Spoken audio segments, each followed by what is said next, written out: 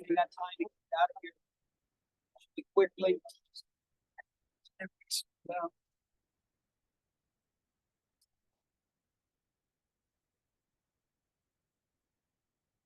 so, first of all, thank you all for joining. This is the Thursday, January 2nd, 2025 Advisory Board meeting. To be perfectly fair, out of respect to our friends at MIASF, this is as much a meeting with MIASF as it is with MA. It's a sharing of ideas, etc. Hope everybody had a happy new year, and we've got a great team here. Let me, in addition to the folks that are joining at the table here, let me also acknowledge our city manager, Susan Grant, for taking the time.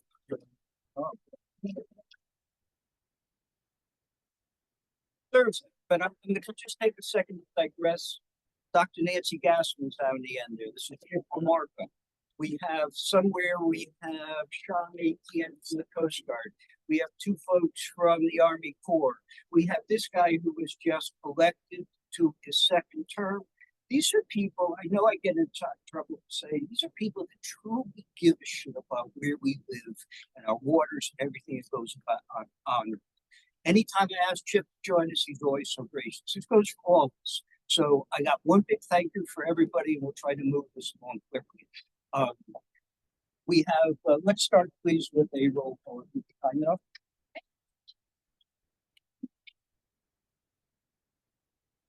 Mr. Flanagan. Here. Mr. Swindle. Here. Mr. Lynch. Mr. Lynch. Mr. Brunel. Here. Miss Norval. Here. Mr. Franks. Here. Mr. Dunbar. Here. Mr. Beckoff. Here. Mr. Washington. Here. Mr. Rebholz. Absent. Mr. Walker. Here. Vice Chair Harrison. Here. Chair Witt. Here. For present. Thank you very much. We had an interesting meeting last month. A lot of fun. I had slides we're going to put up. We've got a lot to accomplish. Any who saw Bob Dunkel. Bob is unable to make it tonight. He's joined every meeting. We saw Bob Dunkel with his elephant ears on. It's one of the funniest things we've ever seen. So we have a good group. Again, thank you for that. Let's get moving here. We have a new member, Bob Swindell. Bob, if I get to my vice chair, I have a. Oh, please don't. No, so I've got a bio here that we pretty much could kill the whole meeting. All right. So I'm not going to do this. I will tell you that we welcome you. Bob has tremendous history in this, and first of all, we welcome you on board with the officials. Wow. MAP hat. So when you leave, just drop $40 at the point. I would do that. Welcome board. If you could kind enough to take a second and give us some background versus me reading it. Yeah. Thank you very much, Mr. Chair. I grew up in Fort Lauderdale. Been boating my entire life. Learned to sail when I was probably 10. Learned to scuba dive at Fort Lauderdale High School with my dad. So just love the waterborne lifestyle. Love living here. Lived in Citrus Isles for many years, and recently moved to the Sailboat Bend area.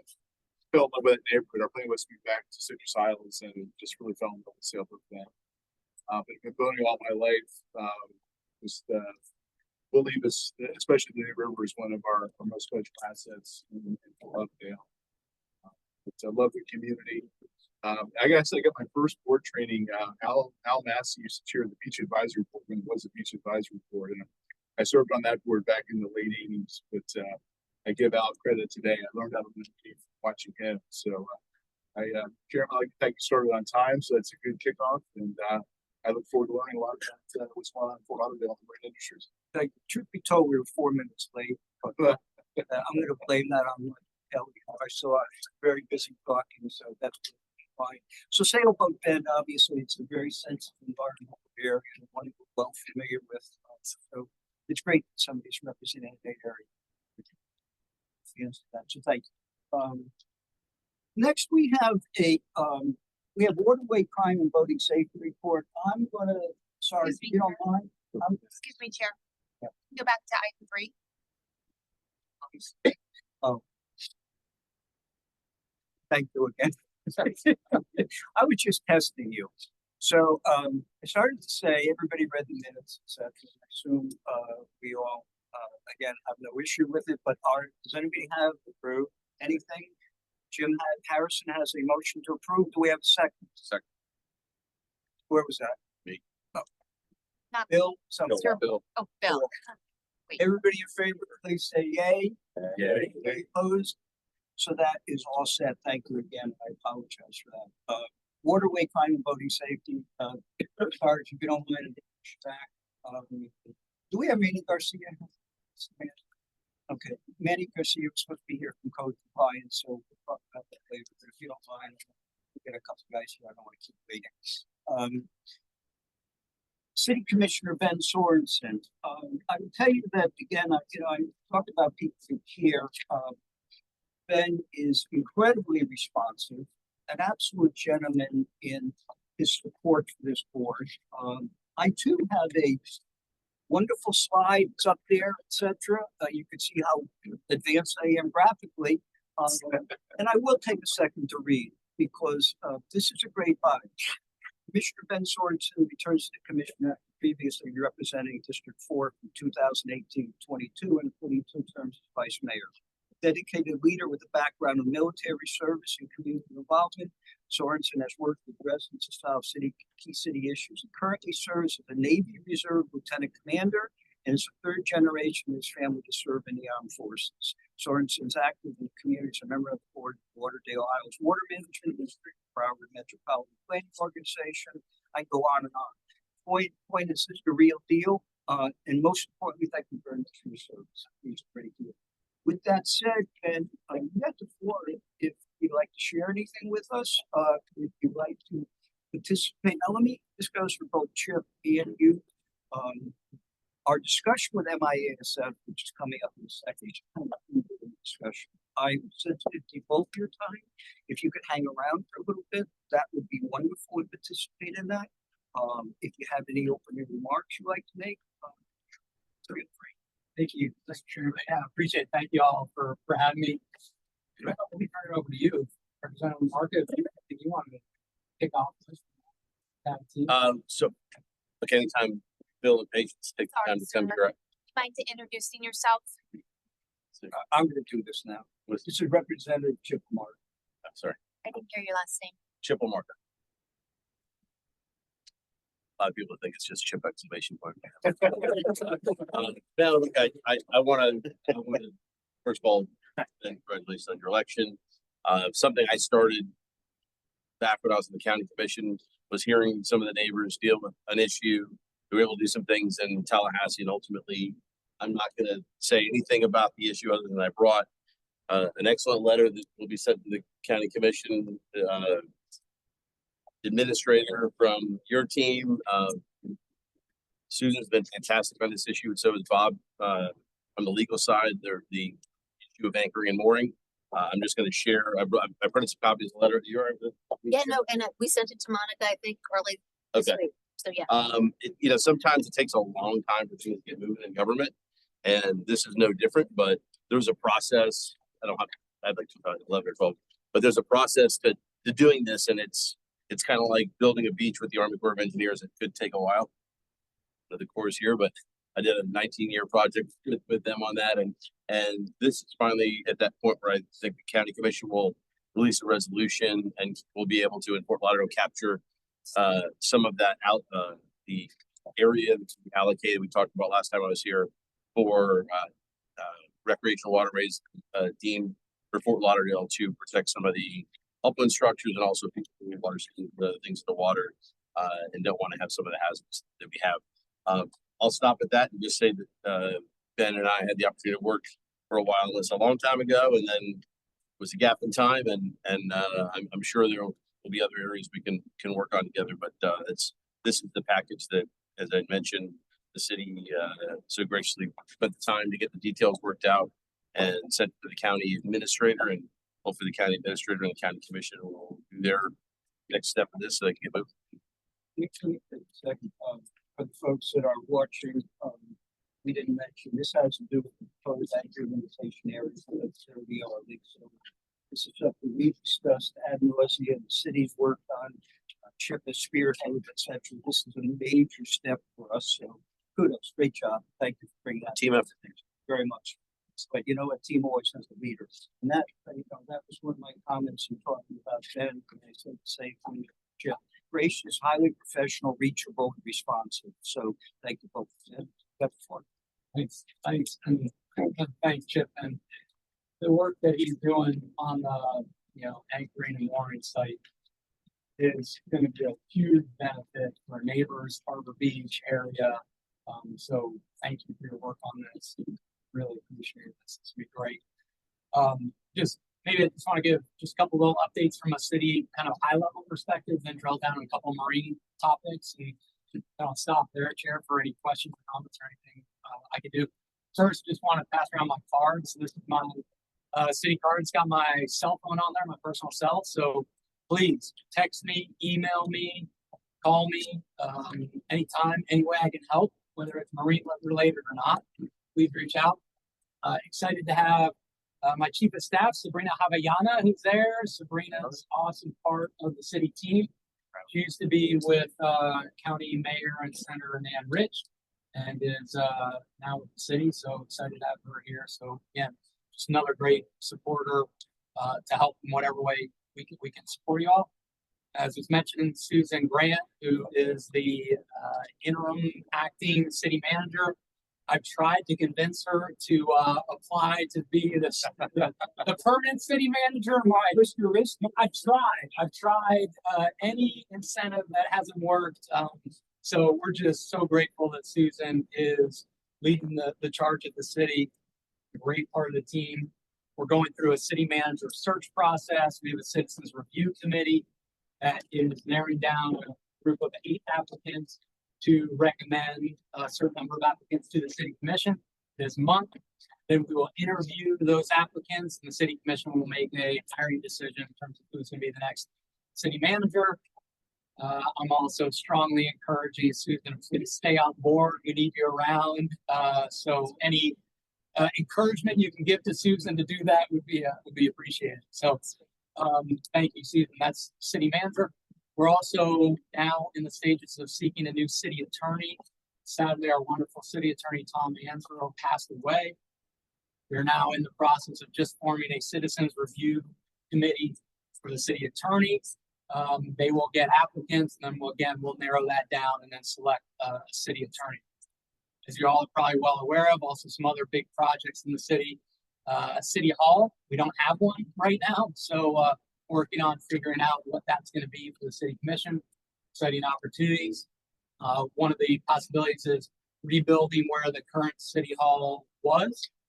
So that's one possibility as well as others. So again, input, guidance, thoughts, much appreciated there. Finishing the Fort Lauderdale Police new headquarters. It's coming along well. A couple engineering issues that have to be overcome so we're moving forward with that. So that's exciting. Drilling into our marine life. Couple thoughts. One, I see Susie and Trisha. Thanks for being here, y'all. I think like Susie passed out, or maybe Ted did. President Brooks, I think he left to go to concert at the Parker. But Susie leads the effort, a great effort on Residents for Resiliency, improving the waterway quality, which many of you are probably already very familiar with. I'm putting together just an informal group of how we can continue to all work together toward improving our waterway quality. And that's picking up some things that I kind of started when I was last commissioner. One of the things we're working on is mangroves and how to restore more of our mangrove life and canopy in and around in the city. So we have part of the city manager's office is reviewing suggested mangrove sites where we could possibly plant more mangroves. So that's in the works right now to identify locations and then begin planting and improving our mangrove population in the city. Excited about that.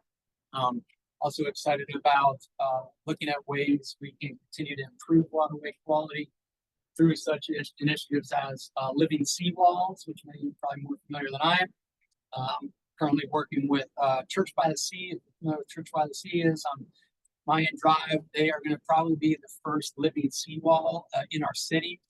They're partnering with the city, with FAU and others around how to really create a sustainable living seawall environment, which would include things like oysters and other components to help clean our waterways in a natural way. Excited about that. And in addition to that, Miami Water Keepers, again, I'm sure you're all familiar with. When I was last on the commission, again, collectively as a community, we led effort to partner with Miami Water Keepers and to start testing. I think it's currently maybe 10 testing sites. Does that sound right, Susie? About 10 testing sites that they currently test. I'd really love to expand that significantly. And then an added component that I've been talking with Miami Water Keepers is source tracing. So you can not just identify when there's high levels of bacteria and other components, but how you can better identify where it's coming from. So that's one of the initiatives I'm really excited to be part of from a water quality standpoint. Another maritime topic is the commuter rail. Again, you all very familiar with this. How are we going to cross the New River? This is something I've long felt passionate about from this commissioner last time. I was very encouraging of a tunnel versus a bridge for many reasons. One is the impact on downtown neighbors and residents. The noise impact would be significant with the bridge. There's also other challenges that I see with the bridge in terms of the structures, impact on streets. You don't just go right up to 40 feet. You have to build supporting structures. It would lead to kind of closures of streets and I think some really tough infrastructure pieces to the city. So just last month, the city commission, I called for a new vote. We voted as a commission, updated our resolution. The resolution of the city commission, City of Fort Lauderdale, now says that the tunnel is the preferred local alternative to crossing the New River, period. Not a tunnel, but we're good if a bridge happens. No, we want a tunnel, period. Now, the biggest challenge for a tunnel or a bridge is funding. Where are you getting basically $1 billion, more or less, to construct this? The kind of understanding from the beginning has been basically the federal government would provide half of that money, county would provide a quarter, and the city would provide a quarter. So those are big numbers, right? So I am really aggressively interested in moving forward towards a solution. Phil and I were talking today about this. What Phil and I talked about was we need a solution. We do not want to tarry on this. So I'm going to look with the city manager's office. What is the federal funding we can start to really chase? And I'll save you all the details, but happy to go into any questions, Mr. Chair. But basically, there's something called Federal Rail Administration, $1.1 billion grant funding opportunity for us. It's limited to certain projects that fit the scope of the applications they desire. Our tunnel would fit the scope. To apply for that funding, we have to do certain engineering and technical work in advance to show that this is feasible, that this makes sense, and the city is committed to it. So at the last commission meeting, city commission meeting, the city commissioner, as city manager, could you please put together a cost analysis of what it would take to do some of this initial engineering work, thus enabling us to apply for FRA, Federal Rail Administration funding, and other federal funding. We can't just talk about federal funding. We have to show them that, hey, we mean it, and here's how this could work structurally in the city. City manager is going to be coming back to us this month with that estimate, and then we're going to be able to take the next step forward. We also have a couple more analyses of the tunnel, as well as some continued bridge analysis that's going to come forward to the city commission so that we really can move forward ahead with the initiative. It's going to take the whole community to solution and to move this forward. So I'm asking in advance. I will happily come back at your discretion, Mr. Chair, to work together to make sure we're driving forward as fast as possible. That's the tunnel. Maybe I'll stop there, Mr. Chair. I'm happy to take questions or be happy to talk about whatever you want to do. So, first board, anybody have questions? Mr. Sorensen, go ahead. Yeah, just real, is there any initial ideas to how long the scope of work may take? Yeah, for the initial engineering work, or for the whole project. Well, the whole project. The whole project, Susan, I think it's like a 10-year. Yeah, it's a long time for the initial engineering. It'd probably be a good year. Good year for the initial engineering, the whole project. What I've heard has been out about 10 years. Anybody else report? But the public, anybody from the public have a question? So, we're not finished with Commissioner Sorens yet. Gracious enough to hang around as I believe Chip is. We'll kick off our meeting with Seth. Again, thank you very much for joining us.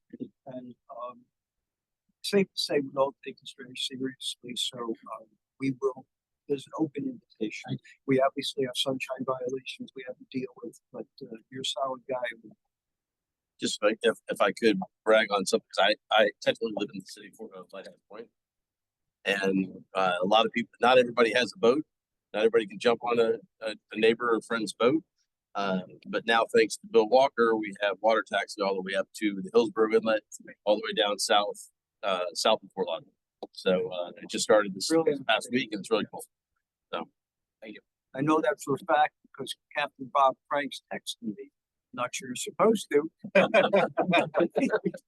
He said he's at the public. I couldn't be happier with you. Go ahead. Mr. Chair, Susan, anything to add or correct on what I shared? Yeah. I'm sorry, ma'am, can you introduce yourself, Haley?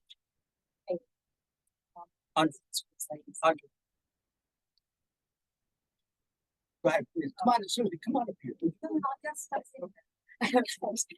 But anyway, thank you again for acknowledging us and our concerns. Again, I'm just the liaison between a lot of the residents. We have 5,000 acres now. We keep on going. And, you know, scientists, and city leaders, and just trying to make sure that we all collaborate together because, you know, you can get stuck in a problem, but we all want to start to move forward with solutions. I think we all need to do it together. With that in mind, there is it's something that we are working on with Susan. Susan knows about with University of Miami, and they have come up with they're working on a their cost match $100,000 start their Sea Hive program. You know, they have the Sea Hives. They're like they have one in the company. So we're going to try to do an educational marine water park with Georgia Beach. With their with our Sea Hives. And again, this would be with the main interest would be education. And then a lot of we would do a lot of research on areas where if you implement these Sea Hives, where you might start mitigating some of the stormwater pollution and other pollution along with the mangroves. And again, when you put in the Sea Hives, you incorporate on the top of those, you would put in mangroves with those. So they're a win-win, and I thank Susan for that she's trying to work with us with University of Miami, and we hope to get that going in January, February. If you're still here, that's what we're hoping. Yeah, we're waiting to hear from you, right? I'm learning that you work with universities to teach them.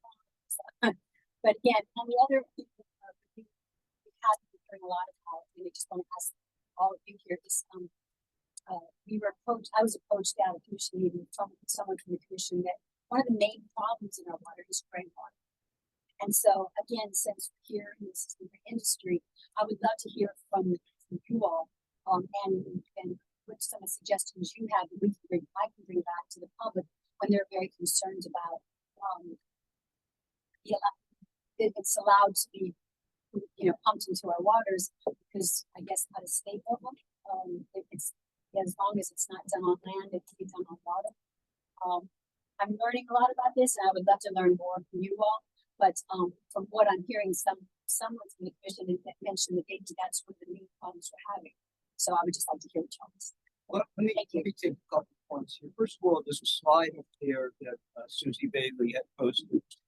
I'm not sure you're all familiar with that. We had a ruptured pipe or something 2 days ago. Susie, part of the group, please correct me if I'm wrong, there's a lot for me to remember. Part of the group called Residents for Resilience, if I'm correct, residentsforresilience.com. You know, look, there's a lot of folks working, we could say in concert, separately, et cetera, but we're all working again, hopefully on a convergent point. Um, this was a bad one the other day. That's my house is right by there. I'm well familiar with what happened. It was a spill. And this will bring us into our conversation with MIASF, obviously, about things we need to do. But since you brought it up and we have the absolute expert here, would you be kind enough, Dr. Gassman, to address that question about the gray water? Gray water is really talking about discharges from boats specifically. And I haven't seen any data that is a problem one way or the other, but we certainly are aware that there are discharges from boats, but because they're very ephemeral and because they're very hard to track, there's really not a good way for us to be able to measure when it's happening and if we take action, if we can. But the typical boat that's on our canals does generally not have a dedicated gray water tank. It's usually a black water tank that has gray water as well. So that's really what I can see as a problem. The city has regulations that require liveaboard boats to be connected or to have contracts for their honey tank. But I think a lot of the challenge comes with boats that are not classified as liveaboards, that when people are on them or coming back to the slip, or you've got workers working on them, that there are discharges there. But again, that's very hard to track. It's very hard to be able to monitor. So, Phil Purcell, please. So, thank you. And so the gray water, to be specific, it is from your shower or from a sink. So it's no black water whatsoever. And all big boats have gray water tanks on it, period.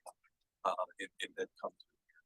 That's one of the builds as they happen. The smaller boats and stuff, I would look a lot closer to our city pipe, not to put blame anywhere, than the marine industry in terms of what's causing the problems and the blooms and things like that.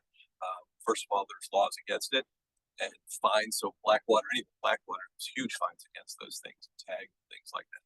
So all that is enforcement at the end of the day, not really anything other than, again, we're going to have a water czar, I think, if I'm not mistaken. So those type of things should be able to monitor things like that. Education is huge. That's one of the main things that we're about is communication and education, along with education and collaboration. So, but gray water is a dangerous. You can't hardly. I mean, if you go through, you can find what it has in it and what it can lead to with damaging the marine ecosystem. So, it's mainly just education, as Dr. Gassman said. A lot of people I don't know. You might ignore it.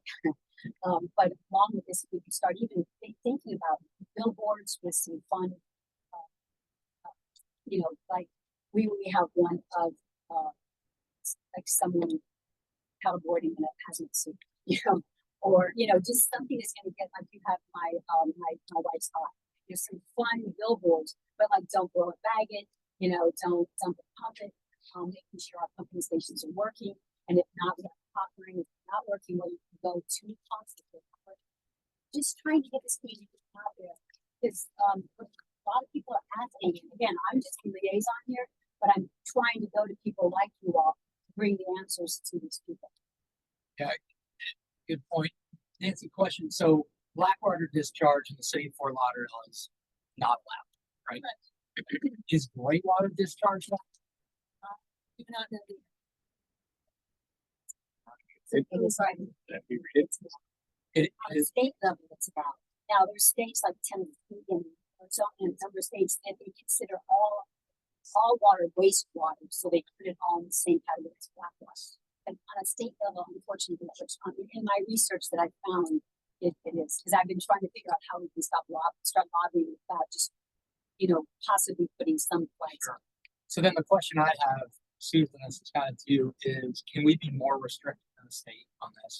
Preempted by the state. And I don't know the answer to that, but we can certainly find out. If we can be more restrictive, could we consider banning gray water discharge? Is that something we would want to consider? So that's just. I think you have taken a step further. I would argue, as Phil's almost alluding to, the black water discharge is a real issue. You go around the canals in the evening, there's literally shit floating in.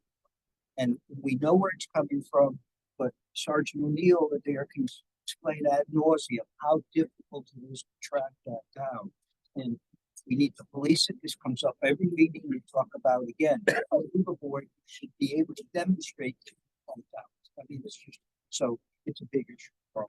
Yes, and also I'd like to add to that, there should be, I personally believe that any and all marinas should have a working pump out facility that is readily available. Correct.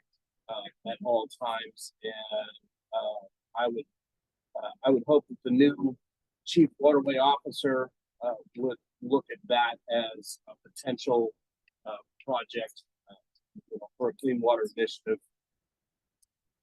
Because I think at least if that way, if we have increased resources available for Blackwater pump outs, it would probably go a long ways to be able to record that as well. Absolutely, sorry.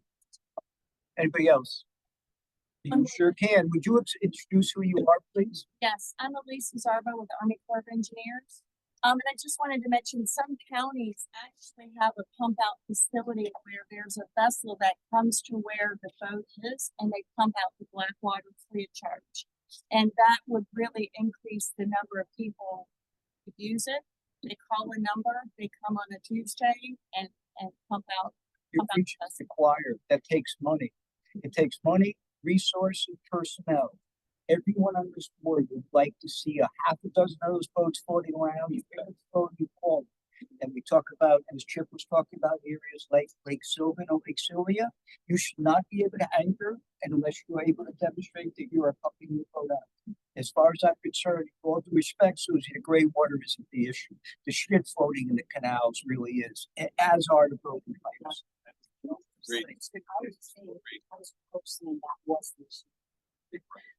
Please, Susie, please come back anytime as well if you'd like to. I think for two, when you reference things, we gotta make sure they're in context. And so when we reference, and when we think of Arizona and we think of Tennessee, the reason they're banned there, any discharges, because you have a lake with no tidal flow. And so we do have tidal flows here that the state takes into consideration. By no means should there be any discharge of Blackwater anywhere. And more importantly, if you see it, and again, the enforcement issue is the big, no different than a slow speed zone or anything else like that, or a wake zone. It's all really about enforcement. All the rules and regulations are in place. We're just not enforcing. And there's a clean area. Excuse me, ma'am. Can you introduce yourself? Patients card. There's a Clean Water Act, pays 50% of pump out facilities. Well, we should be pursuing that. And the I go big back thing- again talking about how Block Island is. I mean, you can't pee in that. And for good reason, because it's such a sensitive environment.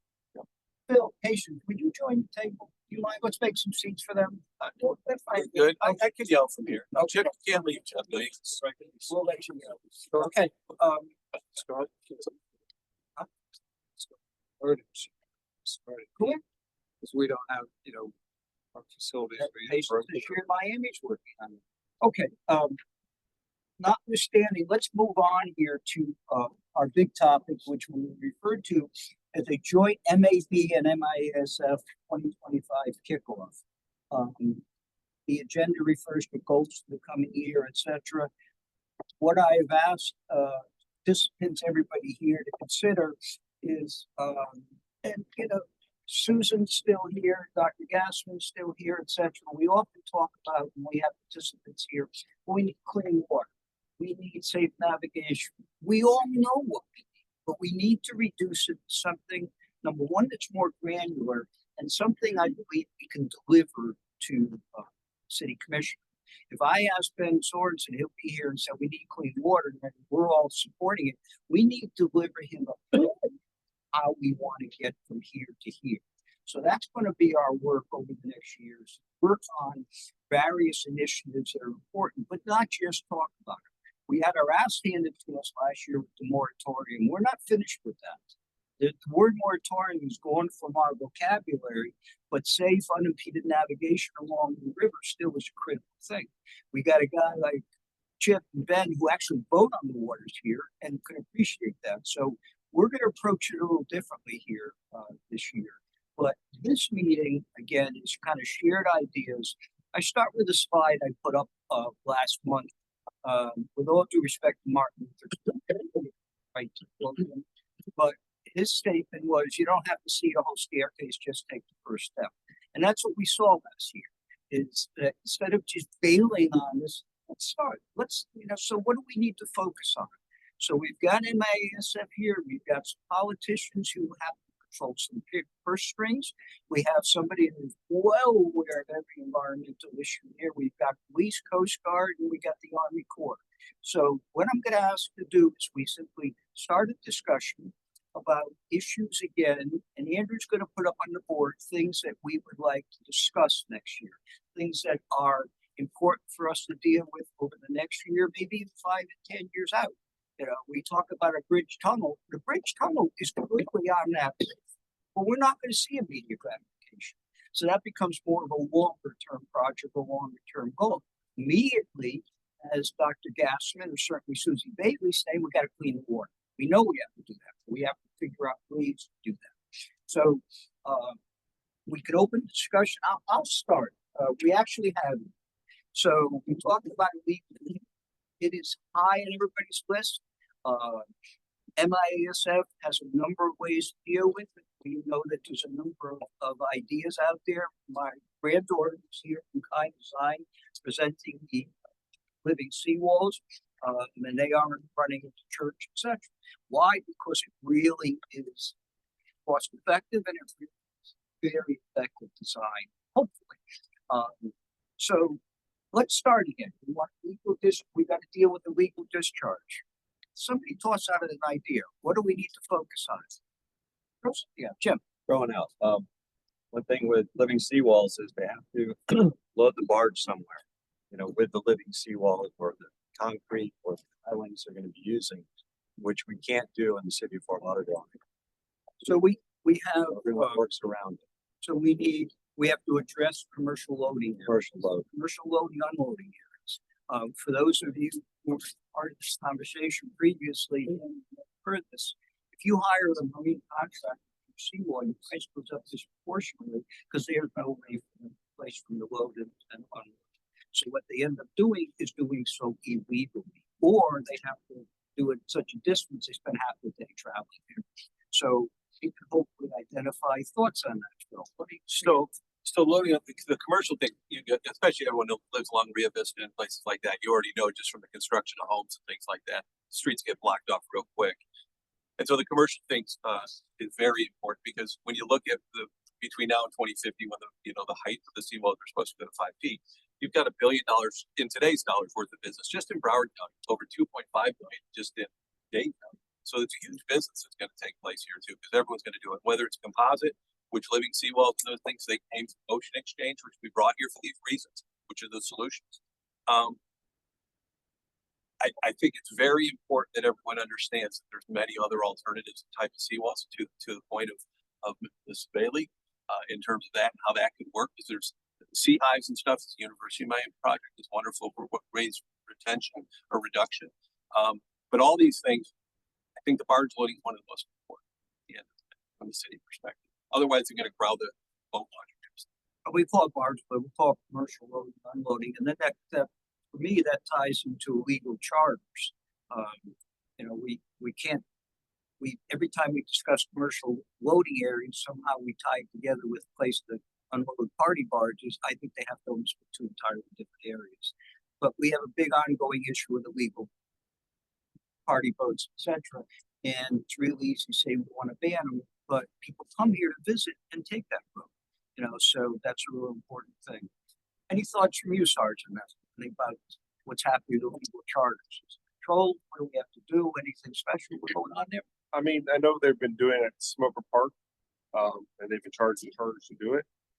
I understand both sides of it. Like they'll load and unload their customers easily, but sometimes it gets out of hand. So I think there's a solution there, because obviously if you're a visitor to Fort Lauderdale, you're going to go on the water, right? I mean, of course, people come here for vacation, for bachelorette parties, weddings, spring break, whatever, and that's a big business and that's a lot of people. I think there is a solution there. It just has to be found to where there would be a good middle point of allowing charters to load and unload, have a place for people to park, but doing some sort of vetting process to keep these fly-by-night guys kind of in check that would want to come in and do it, like some registration process or something like that. One of the things that when Phil's talking about places to load and unload, it doesn't have to be a net loss to the city. There's no reason you can't charge for someone to do that.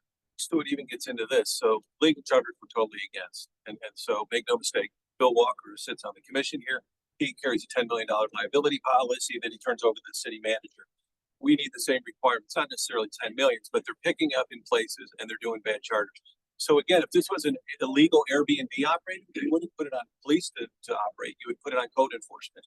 And so there should be a code enforcement attached with real penalties that cost real dollars that either pushes those people out of our area, which is Broward County and Fort Lauderdale, if they go somewhere else and someone else wants to tolerate it. But there should be no tolerance for it because we're just an accident. It's no different than the what goes up and down the river, the circular, barges and stuff. People are drinking on it. There's no rails. Someone's going to have a bad experience one of these days, probably a death. And meanwhile, our industry is applying that thing very safely and using all the best things that they can do. So we need to thoughtfully realize that we're very popular, but police, everyone who says, well, we need more police. It's not a police problem. It's a code enforcement problem. And It's also a Coast Guard issue, and the Coast Guard takes illegal charters very seriously. I do believe that the Coast Guard does not have enough resources to tackle this issue. However, having said that, the Coast Guard is very aggressive with identifying operators of illegal charters. And I would also agree with some of the sentiments here that, illegal charters are definitely a scourge. And as far as locations for pickups and drop-off, I've got a big hang up with some of it because I've seen on many occasions where illegal operators who don't have any skin in the game, who don't have any real estate, will come in and use our city facilities and then they complain about when the dockmaster shows up and wants to charge them a landing fee.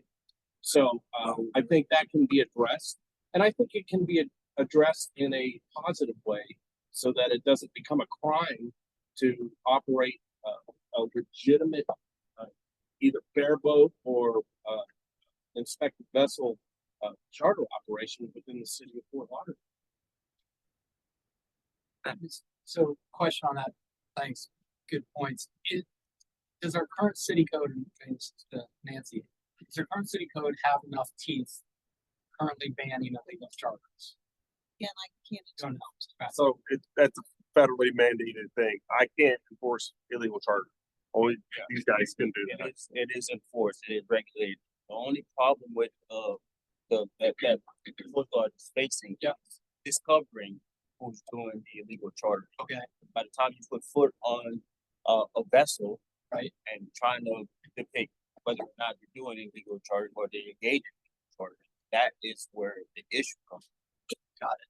There's a lot that goes into it. It was a long time for us to go through that. But to your point, yes, it is a immediate termination whenever they found to be conducting illegal charter. Okay, fines with it, and then sometimes even if it's depending on the amount of occurrences, it exceeds the best from that. And on top of that, I'd just like to add to that, the Coast Guard has partnered with FWC on identifying illegal charters. So they do take this very seriously. There are very heavy penalties and fines. But I think from the city perspective, I think the best way for us to move forward on helping keep business clean, so to speak, is to impose some very realistic fines, for, illegal pickups and drop-offs, as well as providing for facilities, that we can monetize and permit so that we can keep everybody on the up. Okay, just to be clear, so are we able to do that? 'Cause I'm So guessing you're as, able as to do far as I know, with the illegal pickups and drop-offs, that's just a park rule. So it's like, hey, you can't do that. And then if they do it, then we could charge them with trespassing. And then the, Parks and Rec can put a ban on them from being in that specific park, Okay. that specific captain, and that's happened in the past. Okay. One thing I want to say about illegal charters. So my guys, will take out, Station Fort Lauderdale Coast Guard members on our boats frequently, several times a month to inspect charters. The Coast Guard has the teeth where we can conduct a stop on the boat and they can inspect the boat, inspect the captain, all that stuff. That's something that as local police, we just don't have the power to do. The Coast Guard does. We facilitate the mobility of them. And in the city of Fort Lauderdale, as currently sits right now, there is not a lot of illegal charters. We've inspected, we had them out last Friday, and every charter had already been checked, and the Coast Guard people knew they were okay. We checked in that, we know they're good. We know they're on the up and up. That one's good. That one's good. I'm not saying there's none out there, but we really have strong enforcement within the city itself. So there's not a ton of illegal. There's a ton of illegal pickup drop-offs. Park rule against that, but there's not a ton of illegal charters within the city of Fort Lauderdale. Right? Yeah, I would second that because that's the where things are misconstrued. It's like sometimes you see it, it's like you're saying, illegal pickup and drop off, but they don't have authorization for the area. But when it comes to the chartering, what the Coast Guard look for as far as charter, sometimes they regulation and there's more enforcement needed. But to that end, saying this, they can be charged with trespassing if they're not authorized or given authorization to be within that property or arena for that event. That's some education.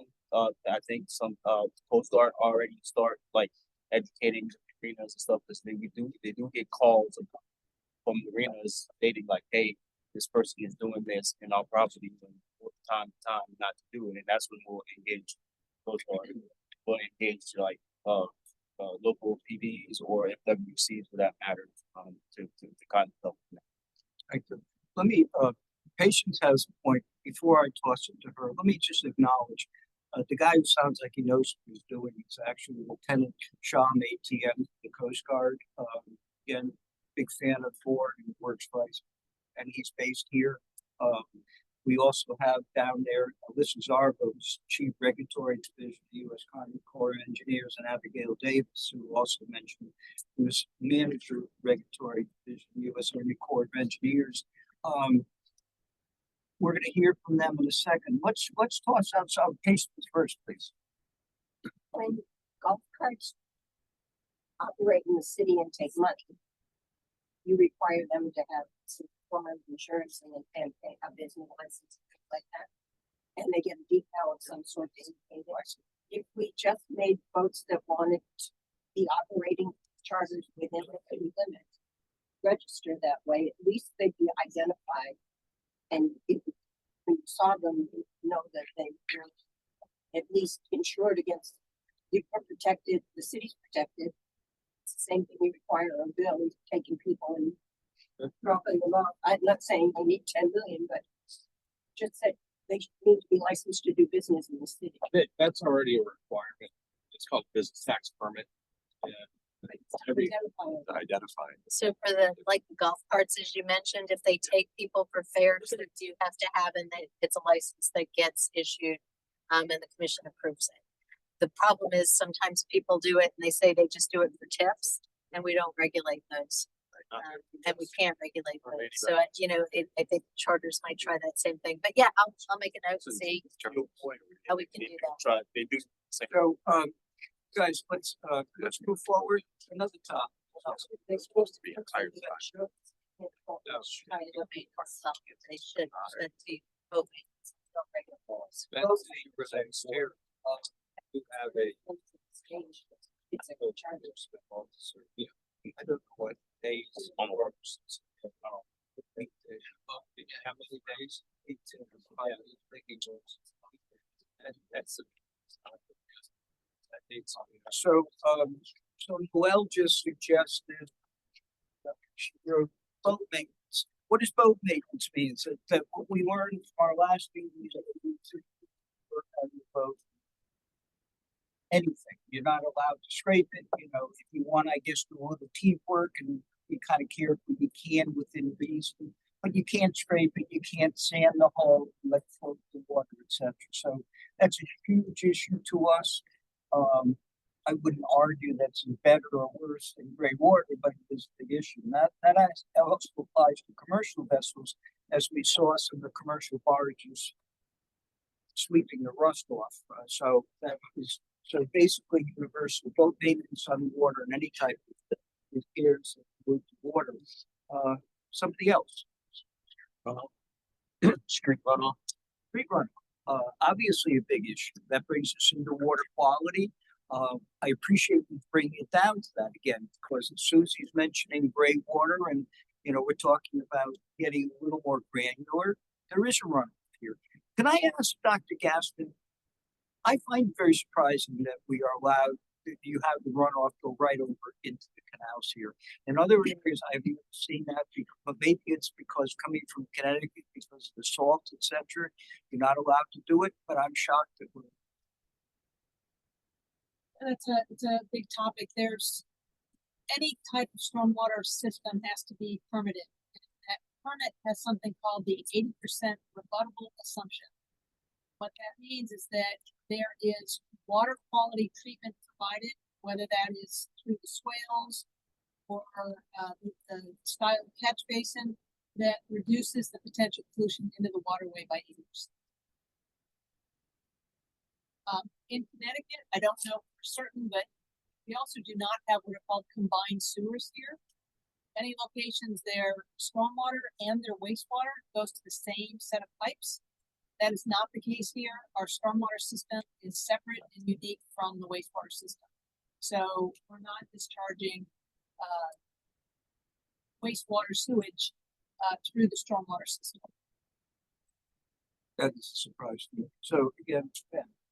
Just a question. So boat maintenance on water, again, I don't know the current code. Is that allowed in the current city code? To be. It's illegal. So it's just an enforcement issue. Yeah, you can literally right now, last one list is people standing on sides of their yachts. Got it. So it's just, yeah, so from your perspective, Sergeant, just more eyes on, is that, what's the? Yeah, so if it gets reported, then we will investigate or have code enforcement investigate. Got it. Everything we address here always seems to come down to education and enforcement. Yeah. You know, so if we're not teaching people, there's no sense in trying to enforce it. So, yeah, we got to do that. Mr. Flanagan. Several years ago, we tried to position a fireboat west of the railroad bridge. We heard all the reasons why we couldn't do it. I think the time has come for us to figure out how we can do it. Have a marina up there that's offered to provide docking space for it, as they did earlier. But it doesn't seem to go. Look at the number of boats and marines; they're all up there. We don't have one more. So let me update you all for a second. This is a big issue to Barry. It's a big issue to me, and I think all of us. The Kellys, John and Michael Kelly, are here from Bradford Marine. We started talking to them about how difficult it might be, not just when the railroad bridge is down. If you've got to get a fireboat out up there, you know, basically for the cost of a nice center console boat, we can station a boat up there, we can staff it, etc. Some of the feedback I had was somebody has to be there 24 hours, etc. I have spoken to Chief Golden. The chief said, no, we'll simply send guys up in the car and jump in the boat and go. So we have differing opinions. What we have is the Kellys that have been gracious enough to offer us that to keep the boat there. We have everyone I've spoken to in the city seems to embrace it. I don't know if the dollars are available, but again, a couple of the guys with purse strings are sitting here. That is a big issue for all of us.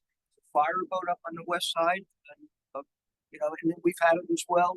The chief and Sergeant O'Neill have mentioned the difficulty if you've got that bridge goes down. So, you know, this isn't about talking about money, etc. And I don't know what the budget is, but we do have to pay attention to what goes on up west. The Bradford Marine, again, these are big taxpayers. You know, they're nice guys, but selfishly, they're big taxpayers. They picked up Rossioli Marine, and they're really expanding that area, and they really need our support. And we've talked about the safe navigation up there. We're going to continue working on that because if folks like Bradford are affected, the guys who sells sandwiches down the street is affected. The amount of people, peripheral people that are supported by the marine industries out west are extraordinary. So if anybody brushes it off, it's just the 1%ers, you lose the importance of Mr. Purcell. Well, if you just take the Lauderdale Marine Center and Bradford's the two largest marinas on the river, and you look at how many people, there's almost 3,000 people going in there every day for jobs. So whether it's a fire, if a fire burns, unfortunately with boats, it doesn't just burn one boat, it burns a bunch. The longer it takes, the more it burns. And so if it burns one or two or three boats and they're being refit and stuff, that's a major problem at the end of it. So having access to a boat in a short period of time could result in jobs being lost or jobs being kept.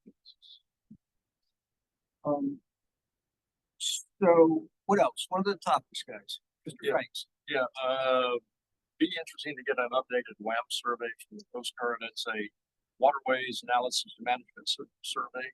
I think they'll do that, update them every 5 years. Every 5 years. The last one that was done here, I think it was 3 years. Okay. Yeah, so there's still two more years. Right.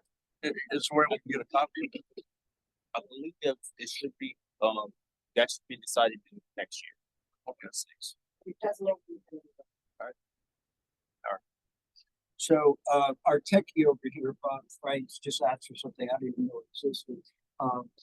He had, by the way, completed a very comprehensive overview of incorporating the bathroom study into traversing the New River. We'll get to some of it later. Make that all available to you afterwards via Dropbox or something. To you.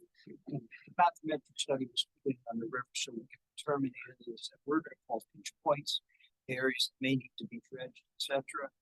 We're kind of fighting uphill because we really didn't know the depth of some of the water and how the contours would have that well. That was spearheaded by marine industries as well. Michael, you look like you have a question.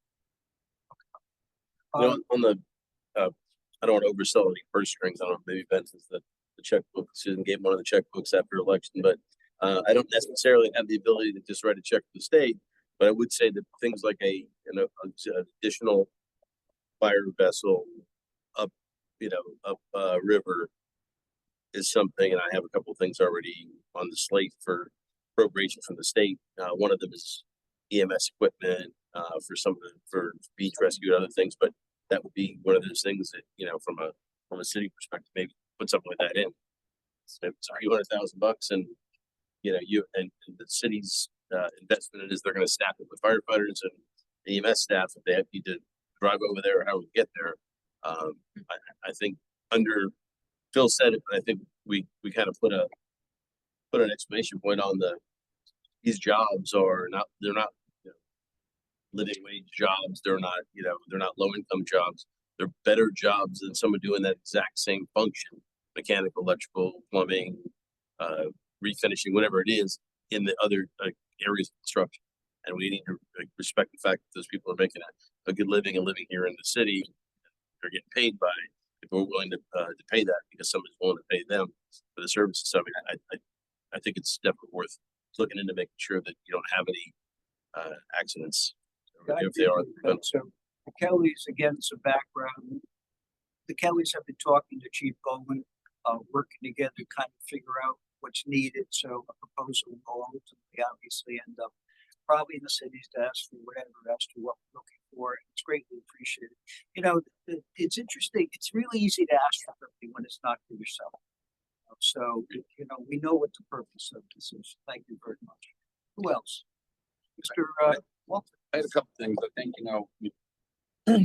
for years of, being on the board here and around the city.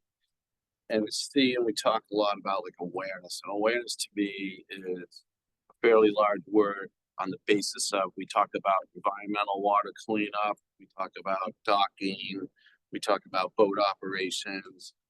I go to meetings and we hear about how the ship guys are getting ready to run over little boats. We sometimes talk about these things like, hey, they're all kind of the same. There's a big difference between a big yacht that is probably a commercial type or a corporate owned vessel. So I think we have commercial and recreational issues here. It's not just, so the little guy with the gray water discharge, he's clean and green on the state laws. Under the commercial guys like myself, we can't be dumping that sewer, just things like that. We don't have, but like, we don't teach people. Then from there, how do you get into accountability? If they really don't know what the hell's going on, what's going wrong, hey, I cut this ship off there, like radios or whatever's going on. And whatever level you think you could get to the recreational guy in terms of listening to a radio, what's going on. And I think, and then awareness also applies to the upland. I think a lot of our waterways are completely trashed from severe rainstorms and runoff. You go look at these two big events we had in the last 2 years, the amount of lawn chairs, dock boxes, noodles, pool supplies, just floating down these waterways for weeks on end, and it all came from upland. It didn't come from a boat, there's things about blew off the boats and stuff like that. But I think that, and maybe there's a 1 to 3, 5 year plan. The city could say, hey, we'd like to see these areas. How do we keep working away at it? And I know that's a little bit tough for government to do. It's compared to industry. I mean, the Riverwalk seawalls have been taken quite a bit to get going, but like, I look at our city docks on the Riverwalk, and I think they are horrific for the city of Fort Lauderdale. We're the Venice capital of America, the yachting capital of the world. And you go right up through the middle of that. There's boats. What do we charge? $1.50, $2 a foot? Maybe 3? Okay. But you look at the boats that are there, fairly derelict, a lot enough stuff moving. And let's go charge to get the money to go improve those facilities. You have 2 pump outs in the city that are publicly works. One sitting up by the Riverwalk, the other down 15th Street Fisheries. In terms of commercial use now, or other people. The new Las Olas Marina does not have a public pump out facility for the public to use. They volunteer to walk with it, but it's available. that was something that was conveyed. Well, we have for private usage over 40 locations in terms of smaller slips and the reefs would pop out on the south side of Queensland. But for the big commercial boats, like I said, there's just 2 primary locations. But I contend also, just being a huge recreational boater, 99% of these recreational boaters have no clue on how to go pump out, where they can pump out, what to go do with it, getting rid of their trash. And and said a big difference between recreational boater not with 4 kids running around like 25-foot boat, spending half the time in the ocean peeing. So it's like, okay, where everybody gets a water bill or some type of utility bill in the city. And I know everybody gets all the city commissioners' emails on a regular basis. Maybe some informative of that, how to do it. And maybe even upland development starts contributing more to marine mitigation. Pump out stations, watering, trash recycling. I know from other cities I've worked in, when you get into stuff like illegal charging, okay, start going like, all right, we the city run the dock. What's going on right here? Seeing people try to start casinos and brothels off the city docks. The fire department down there said, can't stay here. To Mr. Mark's point, and your point too, if we've got 40 privately owned, and I see that we just have a kind of an absence of any public areas. We've talked about this in these meetings in the past. if you're a boater in an anchorage or at the marina and you have a dog and or you're at your house and you're leaving, you're boating for the day, and you wanted to pull over and walk the dog, or you wanted to dock temporarily and then go spend your money at the beach or have any way to get to the beach. We just don't have it. We have no public areas where you could really dock up, anything from like a 30-footer on down, which is kind of the real thrust of your blue collar boat, so to speak. It just doesn't exist in the city. And I know we have, we have an aversion for public anything. It is, like private enterprise. But in this area, I think Newport, Rhode Island, with Bannister Wharf is a great example where there's a public dock that has taxis to get people to anchorages. They have a person that monitors the boats that are there that will, go in when you get a mooring ball, inspect that your black water tank is wired down with a waxed crimp on it, so they know they got to pump out. Stuff like that. That is financed by the city of Newport, and it has created a magnificent village up there, and they respect the water. I mean, a place like where Bean Cabana used to be by the fire station would be a lovely place for a dock or something like that. These ideas are great. You talk about a place for unloading commercial hardware. You've got that where that bar used to be at on Danny Cut. It's now a city. It's like a community, event thing that I've never seen anybody there ever. But that would be deep water, a nice, they've got access to that. And trucks can get in there because they do come in to unload boats. But there are places that could be access to make some of these ideas come along. And I definitely agree. A public pump out, a place that people can get off. But like the downtown river was fantastic for people to spend money. We do have 600 feet of public bay docking downtown. Yeah. That's fantastic. And that's paid off. That downtown area has got better immediately. If it wasn't for the COVID recession that wiped out some of the businesses down there, that was booming as those docks got put in. Your point is the beach area, right? Yeah. There's just, you can't. The state park is broken. It's been broken forever. They got smashed into it. But we used that all the time when it was there. And too. Yeah, it was fantastic. Yeah, no, this is a wonderful town to get off the road and have people at 8 knots cruising around as opposed to 50 knots in a car. Traps, we have things like we block infrastructure to do. But there's just no place you can go once you're on the water. Bill Purcell. Yes, like Hall of Fame Marina, it's a city property at the end of the day.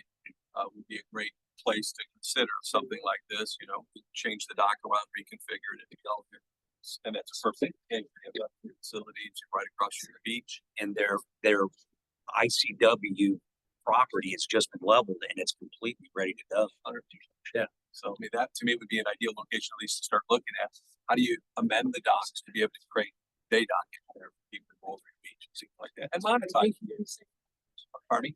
Hall of Fame Marina, again, the city owns it. And so, when you think of even on the Riverwalk area too, so probably the biggest eyesore, no disrespect, is the city owned slips. And so if I look at Las Olas Marina, that was an eyesore for years, and it was city. So, and again, no disrespect, no one's giving you a budget to improve it. That said, once we RFP'd it out, you got Safe Harbor in there and done an amazing job. It looks beautiful and it's welcoming and it's welcome to big boats. And so maybe that's something they should consider along the river too. At the end of the day, is put it on an RFP to a company that wants to respond to it, and then in that RFP, leave a certain area that has to be remained open to the public, so there's no negotiations about that, so that there's access always everything. But then maybe you get a better boater there and a better network to who can dock to. Because when I go down that thing, I see a lot of home ports, and I don't know where they're from, but I would hope that the city would want the residents to have first staff at those docks versus somewhere else at the end of the day. Or at least move those people along. There's some boats that have been sitting there for years with one engine in them. Cooley's Landing is a perfect example. That was between the duck on the hot tub and the hot tub on those boats. We know they don't have insurance. We know they don't comply with any MSDs or anything else. So they were pumping their black water, their gray water, and everything else. So yeah, I think it would be a good idea because again, the enforcement exists. But if I look at how that area can change. And now you're gonna do the work. The city's getting ready to do the work. And we'll get into that, I'm sure, too, a little bit about dock. It's a whole other subject, obviously. Guys, Chip has to leave, so to let it go. Ben, how about you? No, we good for right now. Yeah, yeah. Appreciate everything. Thanks, Jeff. Jeff. Thank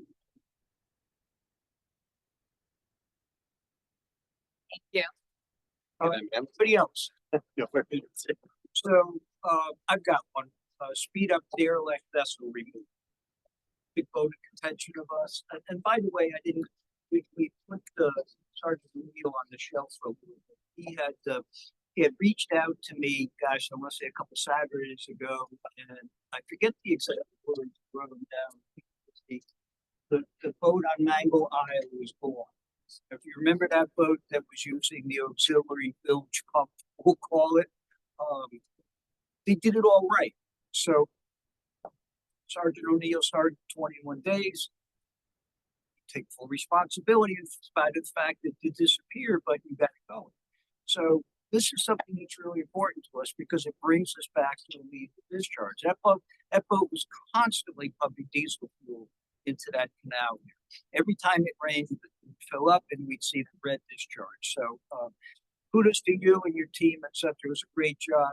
But so again, on my list, speed up derelict vessel removal. We do know, John Muskell isn't here, that there is a derelict vessel turn-in program that none of us have tried as far as I know, but we got to give Sergeant O'Neill and his team more teeth here. I don't have an answer, but it's just what I mean, it's at risk vessel. If it's derelict, the FWC won't take it. If it's actually derelict, it's got to be just at risk of being derelict, which takes time because you have to write the person a citation, and that citation has to be adjudicated. We have to write them 3 of those citations and be adjudicated in the United States a lot. The derelict vessel process is what it is. That's the state statute. My guys can get it done. It's 21 days. And then if the person doesn't try to want a hearing, want a magistrate hearing, then as soon as they get the money, the vessel can be removed. So, and that's something I'm actually working on with the city manager's office and city attorney's office. In addition to those challenges, there's a challenge of contracting with the contractor that would actually remove the derelict vessel. So what we're doing right now is creating a go forward contract that would have fixed fees for vessel removal. So that once something's identified as derelict, we don't have to go out and bid and contract. It's existing contract immediately removed that day. So that's what we're working on from a process standpoint. I'm interested in, as you mentioned, the 3 citations required. I'm interested in if there's a way we can expedite that requirement. So thank you. So that also, I had this topic. I don't want to. It's very sad. I don't want to spend a lot of time on it, but it's boating safety. Boating safety. We obviously have an issue. I can read all these headlines. Boat explodes in Fort Lauderdale Marina. We know about that. It's obviously a horrible situation. Officials say operator in Fatal Keys boat crash appeared severely intoxicated. Another one, alcohol may be a factor. Boat crashes in Keys leave 2 dead. So, again, for something that is the Venice of the United States, something that is so important to all of us, there's no excuse for this happening. So I'm a big fan of great boating education. There was an article this morning, I believe it was in the Sun Sentinel, somebody correct me if I'm wrong, that talked about boating safety classes for everybody. You're not allowed on the water unless you've had boating safety classes. I don't know where it all goes, but some of the things that are, and I'll toss it to anybody who's willing to talk about it, but some of the things that are happening, again, are unacceptable, whether it's a new boater, it's alcohol, etc. I think it's our job to help prevent that. Anybody?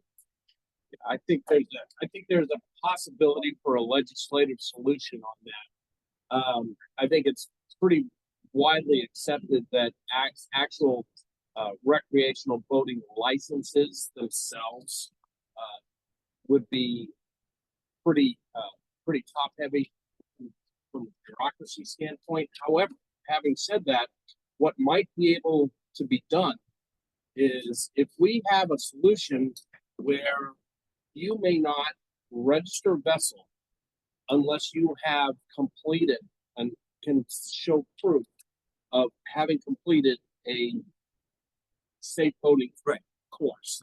Okay, in other words, if you can't register that vessel, and the owner and or operator has to be able to show proof that they have undergone some kind of certified education. And I think that's something that could have some teeth and could have an impact. So let's talk to the guys that actually are in Washington DC. Phil, what do you think about that? So our laws, it starts in 1988. So if you're born after 1988, you have to get a license. So that means a lot of people who look like me would have to go get a license, and I've been going for a long time. I'm not totally against it, but it's just another barrier that this state had. And if you look at, again, when you start looking at things, actually, statistically, it shows people over 51 create most of these problems because you get into affordability issues. So, you know, the under 30 group doesn't own a lot of boats, and it comes down to access and money and things like that. It gets into that 40 to 60 group that gets targeted. So they're going to be more boat owners and they're going to be more boat users also for that same reason. But most of it, again, comes down to enforcement. You have someone that was drunk, you know, so if in a car, people get DUIs all the time and they have a license and it doesn't stop the DUIs. So there has to be a way to take things away. Right. So if someone gets pulled over, as an example, instead of maybe mandating this new thing where all of us have to go get it after a certain age, which might happen. That said, you could do it if I were pulled over and again, I was beyond that 88 or before that 88, they could issue me where I have to go get a safe boating. Sure. And I understand about the grandfather aspect of that.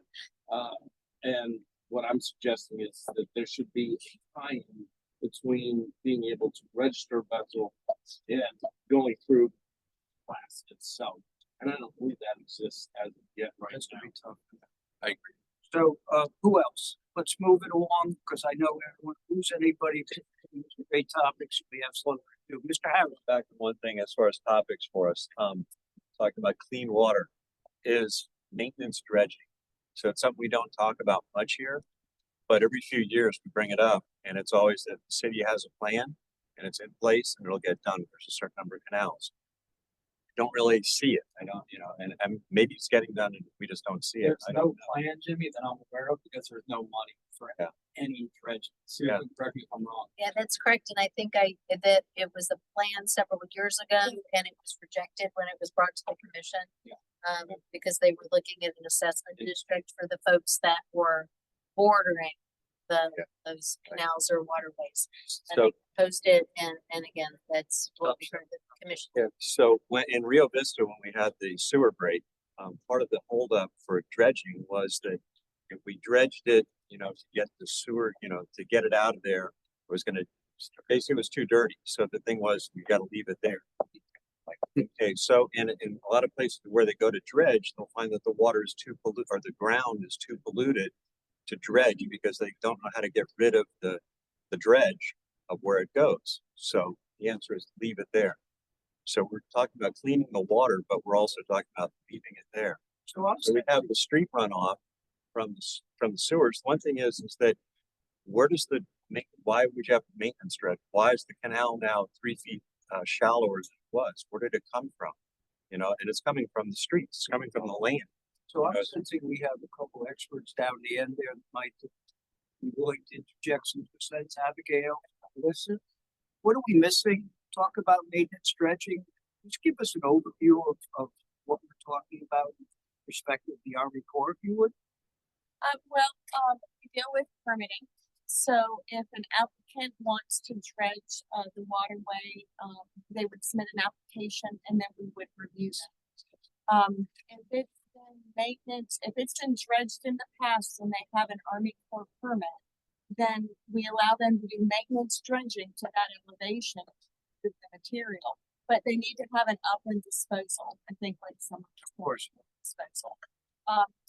There have been times when there is in-water disposal, but that's typically very good material that's dredged, and it has to be a good quality that could be put in for beneficial reuse. A lot of times dredge holes are filled where they could create elevations that could restore sea levels. But that's one option, but it would need to be clean material to reuse that, to deposit it back into the water. But we deal with maintenance dredging projects and permit many of those. We have some that are with a nationwide permit. That's an easier permit process. Others are a little bit more challenging depending on what you're doing or if there are any resources that would be impacted from the dredging activities. So thank you. So for everybody on the board here, you mentioned that MIASF, et cetera, just completed a bathymetric study. However, and the assumption is that there are areas that may have shoaled significantly. Is it even something we should consider that we can dredge in areas of that?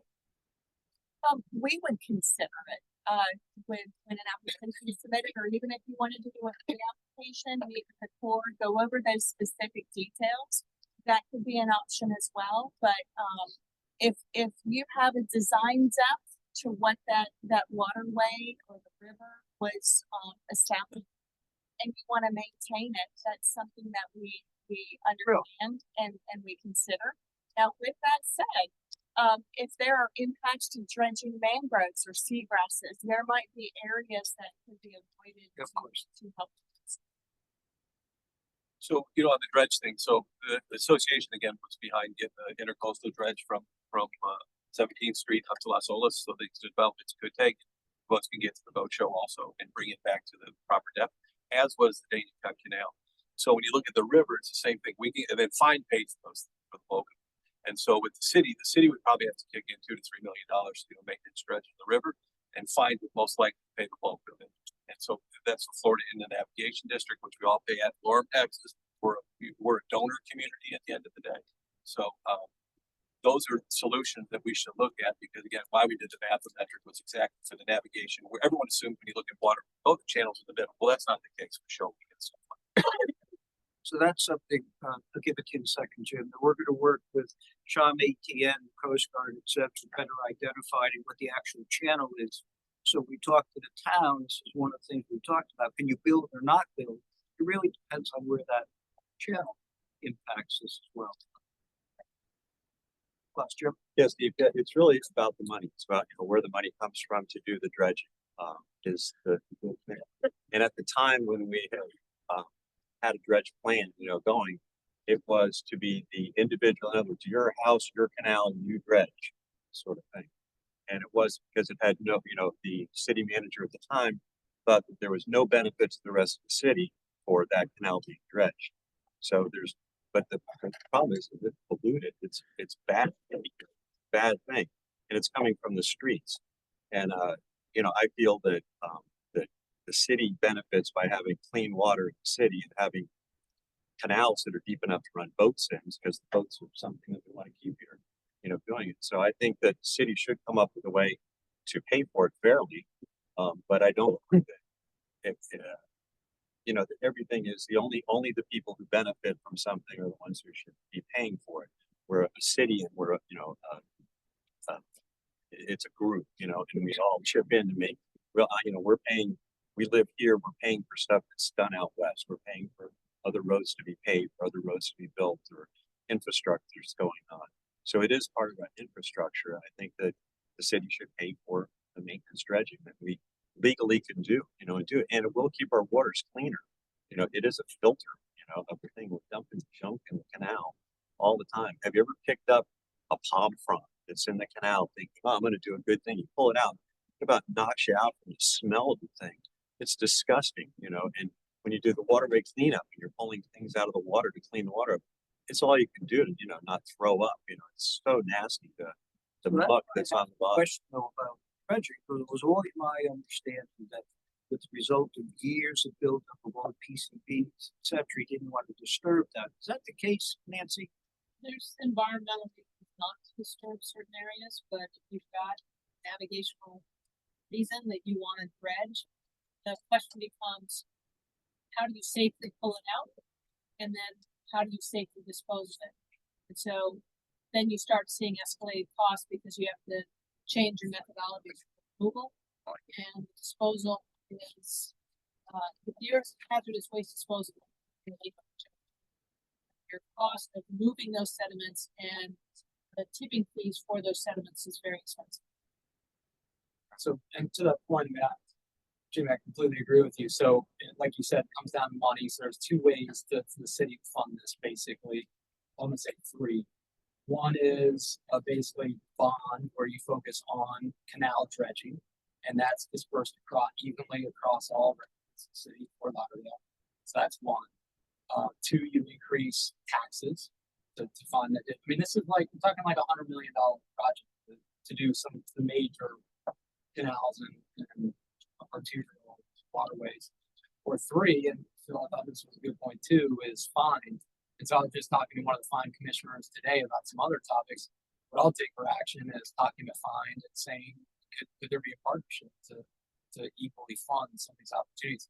I think that's frankly the most easiest lift. For sure. That's our main source is fines. But keep in mind that the fine grants are for navigational waterways. And there's a lot of maintenance dredging that is desired by residents that are in the canals. Fine will not fund those individual residential things. One thing that I'd like to add is there should be some discussion about how to phase these projects in, not only with funding, but in a way that makes sense for them to be phased in. And what I'm really talking about is we have an upcoming hire of a chief waterway officer. And I think that position is going to be very important. And with that in mind, this should probably be, because what we're really kind of formulating here is sort of a wish list of clean waterway solutions and initiatives. And what probably needs to happen even before that is to develop a strategic approach to a clean waterways master plan. So let me interrupt you. First of all, it's not a wish list. So this is going to become the basis of what I'm going to call an action list. So we could say wish all we want, but this becomes an outline of what we hope to accomplish. Some of the things that MIS knows that's important, etc. Some things we can do. There are numerous other boards that are around working on these things. So again, we're trying to make sure we're all working together here. But these are what we're trying to focus on. And the reason Ben's here, the reason Susan's here, etc., is because we don't have the support. We have the ear of these people. So we have to sell them on our ideas, and that's the whole point of this. But we're going to have to. Anybody else? Mr. Sir. You know, there's a difference in dredging the intercoastal and the canals, and the homeowners are the ones that we used to. I think the last budget I recall seeing that the city had was like $220,000 for dredging. What are you going to do with that? There is a firm that does maintenance dredging on canals for homeowners. Center consoles are bigger. The lifts are bigger. They require more draft. Maintenance dredging is not, is rather what they can turn to. You get a city permit. You don't need going up to the state, get the, year's permit. They're issued by the city. That's a tool that a lot of people may not know. I think it's a great idea because honestly, I don't think a lot of people. The argument used to be, well, if I dredge out my boat or my canal to dock space there to accommodate the boat, now hasn't been dredged either. So, but these are, I think a couple of people here from the boat will agree. The boat lifts are a lot bigger today, carry a lot bigger boats, and they need more draft. And maintenance dredging is an answer for them. We're going to bring that topic up, but no, Get you the next I think it's a great thing. I think the average person, I'm going to say half the board is aware of it. So thank you for that. Who else? Anybody else? Susan, yes. Two things that keep on coming in to us at Veterans Resilience. one is, some of the, waterfront properties that are using their dock spaces businesses. And I did hear a mention here of the amount of maintenance that goes on at these. It's like multiple huge yachts being worked on. And I get pictures and sent in all the time of somebody sanding, somebody dumping. And I was told that it's just, I did report it, not you all, but somebody from one of the houses said, yeah, it's permissible for them to basically run these businesses there. So I would like to You know. asked me and I was doing it. So you permission. Unfortunately, it was somebody in the city that said that, but I've now twice. This is right on Los Olas. Pictures that come in because you can take the pictures right there, seeing sanding going in and all that stuff. I did at least once on my canal. I did see someone stop and go and talk. I've been there how many years? That's the first time I've seen this. That's one thing. Second thing is, this is a big topic is construction pollution. And there are cities that have ordinances. I know Pinellas County has Article 5, Chapter 58. It's a very strict ordinance on development, construction pollution. And it holds the developer responsible not only for a $10,000 a day fine, but they're also responsible for cleanup. So we're talking money. This is a way to make money because the pictures I get into construction pollution, I post on social media, you see them. I know there's a number of other advocates that post a lot of construction pollution. It's a big issue. Those are two things that didn't get mentioned. So let me take a second here. I want to be cognizant of the fact that it's a little later. Our friends from Army Corps drove down. This is great stuff, but we could spend a lot of time talking. What we're going to do with this was we'll reproduce this, we'll send it around, we can add to it, we can kind of continue working on it. But I want to be sensitive to the fact that people do need to move along. So I'll distribute this. I have a couple quick things. I'm a big fan of speed zones. I would like to establish no wake everywhere in Fort Lauderdale. I recently moved up. I said I'm renting a house up on 16th Street, and seeing a Midnight Express blast through easily at 60 miles an hour with quads on the Intercoastal when some guy in a little inflatable is trying to enjoy the river. I'm sorry, the Intercoastal isn't working. I asked Sergeant O'Neill about this. He said that actually the speed limit is 25 miles an hour with a maximum 12-inch wake. I've easily seen wakes go over Birch Park. Okay, so it's a real, and then out of coincidence, I talked to my neighbor and he showed me the damage on his seawall that occurs all the time. So I'll leave it at that, but I'd be a big fan of talking about establishing no wake everywhere throughout Fort Lauderdale. I'm not even going to ask Mr. Purcell. That's something No, hey, again, there's a lot of rules and regulations that need to be enforced. There's not enough personnel. With automation, if I'm in the car, if I take my car in the carpool lane and I don't have a pass, I'm gonna get a ticket. There's gotta be a way to figure something out. Yep. At least enforce what's on the wall. That's correct. And that's what Sergeant O'Neill is saying. We got to figure out how to enforce what's there. Hey guys, thank you very much for joining us. Sorry, but we're gonna need. We appreciate it. Thank you. To have you another time. Thank you very much for joining us. Great folks come down, join us, so we're going to pursue that. Mr. Kelly. Yeah, and are we able to put unimpeded access to the New River on the list? So what I had on my list, let me see if I can have, I found, I was revisit the New River. Learn what we did last year, etc. So sure, unimpeded access on the river, safe access. Because I know one of the things that was very important to the board to see was the pilots on some of the freighters going on the Intercoastal. It's all relative. We have a 3-minute video over here that shows just last week what a 150-foot yacht experiences when they go down the New River. 3 minutes. I think it's something that would at least allow the board to understand how critically important the issue of dock waivers are along the New River and why that has to stay on the list. Thank you. So does anybody want to tell Mr. Kelly no? Please, let's, Andre, do you mind putting this up, please? Having seen the video, I think one thing we're all gonna get out of it is it's a 150-foot delta going down the river, so it's 31-foot beam.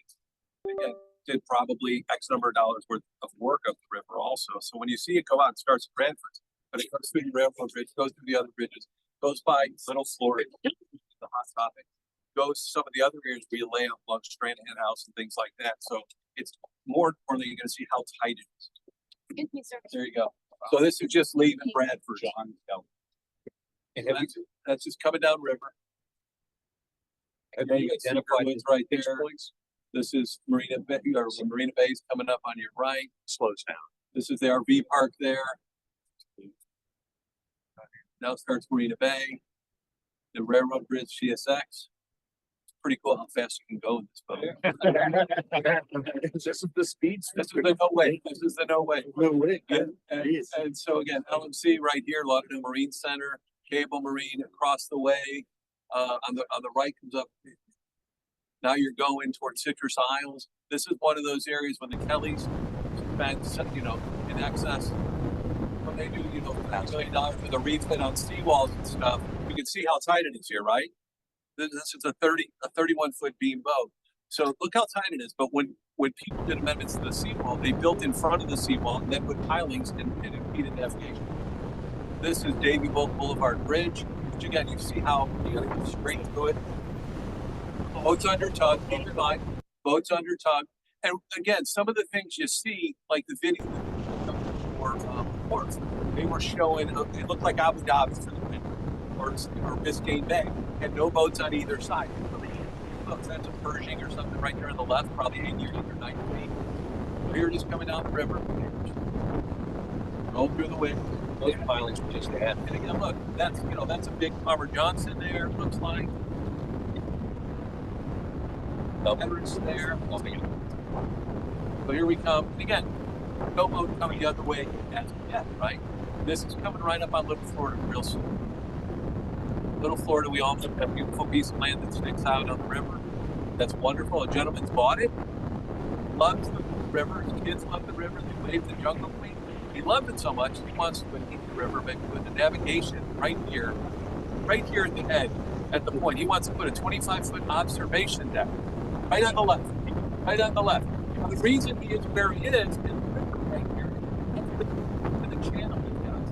That's a 30-foot road just past it. And now you're going to come up on Napoleon's Landing in this whole area here, where a lot of waivers were granted, where people went stern to their docks. So right there, those boats on the left, they're all stern too.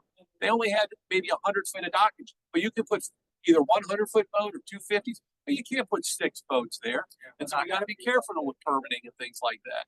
So again, as you come through here, this is the railroad bridge in the down position, unlikely, but yeah.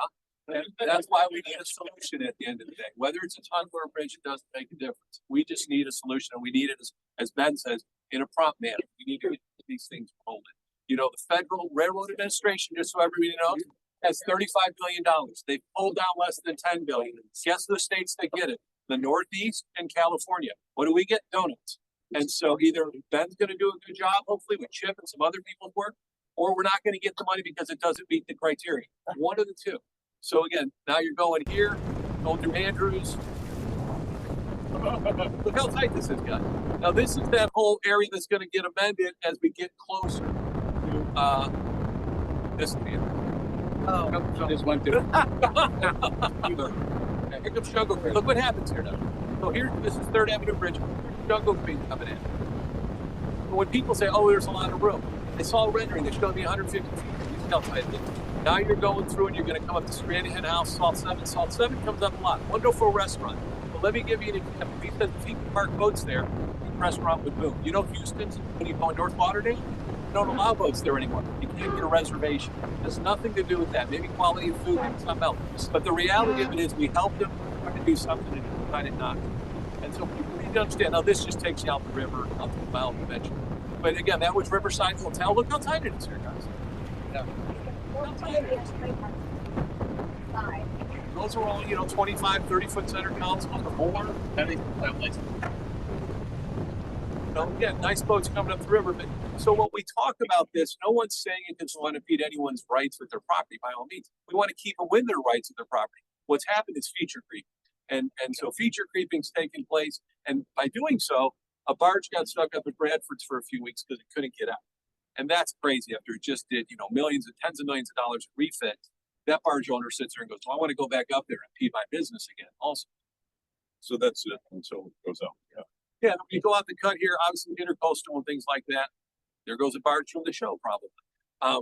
But my point is, that's a great video, by the way. We'll overlay this with the bathymetric and everyone will see it here in the near future. But it's one of those things that I think hopefully the commission, I know Ben's always been a great supporter of the industry, and welcome back to the commission. It'll be good because we got a lot done. Yeah. Can we share this on short slides? Pardon me? Can we share this video with others? No, of course. Yeah, of course. By all means. Mr. Yes. Have you identified, other than this, the little Florida, like pinch points that Hey, are guys, thank you, Ben Sorensen. Thank y'all. Thank you. By all means. Yeah, that's the focus. So you think a Stranahan House in that area that's a holding pad with a Bills layup? There's a lot of people that would love to see those docks activated. Thank you, Susan. Citrus Isles there. No, no. So, gosh, so, Ben wasn't here last year, obviously. We started the moratorium, and in speaking with John Kelly and others, et cetera, we haven't shelved this, we haven't forgotten about it. There are numerous videos that were done before. That's a great fresh one. And I appreciate John bringing that because we're going to re-attack it. We're not going to propose the same thing. What we had proposed before, again, was a moratorium, at least for a year while we reconsider what was going on. The town was fully behind it and then shuts down. We have different approaches. We have Ben here who seems to be in support of us. I really believe most of the commissioners are, but we're just presented differently. So thank you very much. Again, there's no bigger supporter of us than the Kellys. I was just gonna say, in terms of the future, in lieu of a moratorium, we now have video evidence as to why we would potentially be rejecting any dock waivers that is along the New River. Whereas, like, you have absolute rights, like the guy, little Florida, if he wants to build his observation deck, it's not really anything the government can do or anybody can do because that's his right. However, waivers that are above beyond the rights given to the property owner, you know, we can show them as to why we're saying. Yeah. Right. Yeah. It almost sounds like the guy's just shaking us down for money or something. No, well, so he doesn't know what he wants. An observation deck. He doesn't know what he doesn't know, but we've had a lot of fun conversations and we're going to continue to work that way. The good news is Mr. EDN can actually solve our problems. We do have the problem. So, anyways, so what happened again was they shut us down, but basically one of the comments that one of the commissioners made when they slammed the door on us was to turn it down. So we have, as somebody just said, we have ammunition, you know, so if somebody's imposing a waiver, which by the way, since we started this, we have not had a waiver in front of us. So I think our message is getting out. I want to cut this part short because again, I want to be sensitive to time. I want to thank MASF. I'm going to give it the floor to Phil in a second for closing comments from them. But we're going to follow up with this. I just don't want it because we can go on and on. I'd like to continue these joint meetings. I think they're very productive. There's a few folks, Jimmy Harrison, Bill Walker, there are others, Barry Flanagan, that are also on multiple boards involved with MASF. So we're going to keep talking, keep working. And again, we have no better friends than this. Bill, if you don't mind taking a second, just kind of wrap up this thoughts. yeah, by all means. First of all, great seeing everybody. Happy New Year. So we're all on the same page as we want solutions. We're not trying to impede anyone. We're not trying to harm anyone's rights. We're actually trying to work with the solutions and enforce the things that should be enforced at the end of the day and figure out how to do that. So when you think of this industry again, you guys know the size and scope of it, but you know, again, boating capital, that license plate, boating capital of the world, you know, we're the #1 state for boating in the US. And then you think of Fort Lauderdale, yachting capital. world. So it goes to a charity called Captain Sandy's Charity, if you guys can think of that plate. But when you get back to the basics here, you know, if everyone realized, you know what the number one export in the port is? The number one is fuel. You know what number two is? Boats, yachts. You know what the number three import is in the port?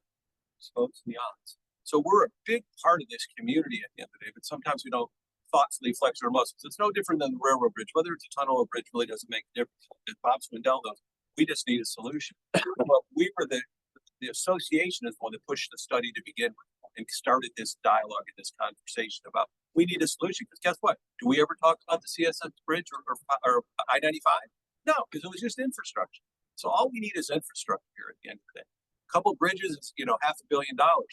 We don't know what a tunnel is. Maybe it's $1 billion, maybe it's $2 billion, maybe it's $3 billion. All we need is the cost, and then we need to figure out if we can pay for it at the end of the day. And just so everyone knows, it's 50% from the Fed, 25% from the county, 25% from the state. It's not the city that kicks in the 25%. So we need to understand the dynamics of this local preferred alternative. And we're all for the tunnel, but if we can't afford it, we can't afford it. And then the last is, you know, as we go through this year, whether it's a navigation, a crewing issue, keep in mind we have the yacht apprenticeship program in the second year. It's about blue collar jobs, well-paying blue collar jobs. We compete with aviation, we compete with construction. The only one that has a program like that is construction. Aviation would love it. We're the number one state for aviation. Think about it. And they don't even have an apprenticeship program. They have the same needs. So we're competing with all these people. We need to be supportive of. We have almost 30 companies now that support the yacht apprenticeship program. And then the boat show. The boat show is a big deal at the end of the day. Informa does a great job producing it. This year we had another tremendous show, over 100,000 visitors. We want to work closely with the CVB again and things like that. When you look at the convention center getting redone, the intercoastal getting dredged, all the different infrastructure problems, it all surrounds our industry. All of it, whether it's, you know, Osseo Civil Development on the new river, he wants to do a yacht club there and everything else, which is wonderful. All these investments affect the river, but when you think of 7,000 new residents, that translates 5% out of the 23 million people voted in Florida. So that's over 1 million votes. It's the same when you get to the river. If you have 7,000 residents, you have 350 vote slips that we don't have. Period. We just don't have. So we need to make sure we're supported. Meanwhile, we have 1,500 slips in the county that aren't being used. They're in the north part of the county. So we're talking to them and reopen the Manatee Protection Program. So that way we can recast some of the votes to the south end, and we'll be working with everyone to do so. Because the cooling tower's gone and the manatees, you know, aren't congregating where they used to. That's my pitch in a nutshell. Appreciate your time. My closing pitch is folks who are watching this, if you're not a member of MIASF, you should be. Sure. You know, this is the lifeblood of our community here. We are incredibly thankful to have this group here. And again, a number of folks on this board also participate. It's what makes the voting community hum. So thank you all for joining us. Thank you for what you do. Patience, I hope you feel better. And thank you as well. We'll move on. So thank you again. That brings us to, do we have, who's here on 1180 North Federal? Anybody? Yes, sir. Come on up.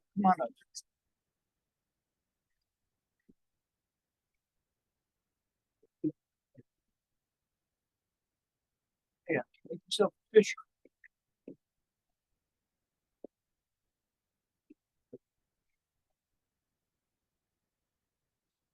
So, first of all, I apologize for making you wait, but you learned a lot, right? Okay, great. So introduce yourself, if you'd be kind enough. This is John, thank you very much. So if you kind of introduce yourself, this is a waiver. I can find my file. With me.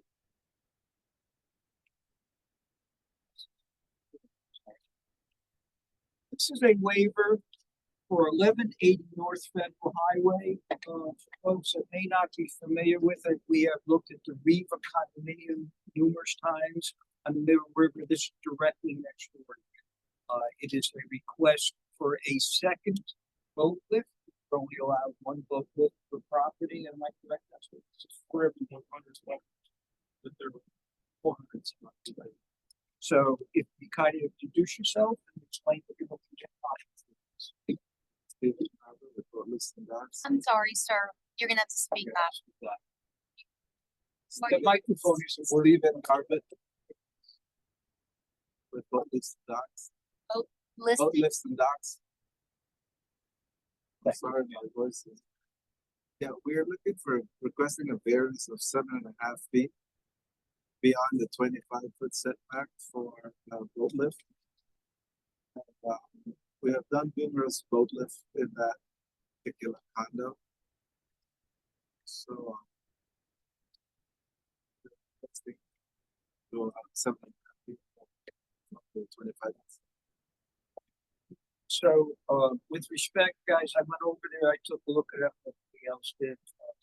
It's a very wide waterway with a 300 feet. What is, so the request, when we talk about the request, there's no extraordinary circumstances. He just wants to get the boat out of the water, am I correct? Yes, because it's difficult to come in backwards in that particular spot because the current is so strong in the water, it's very shallow. And I think the posture of the board previously, somebody please correct me, is we are pro boat lift, keeping boats out of the water for various reasons, etc. I will, does anybody have questions, please? Yeah. Is this just west of George Engels Park? Is this up the Middle River down the west of it? Yeah, it's huge. It's a really wide body of water. It's a very wide body. Got it. So, one of the things that, and I appreciate, you don't need to do anything further.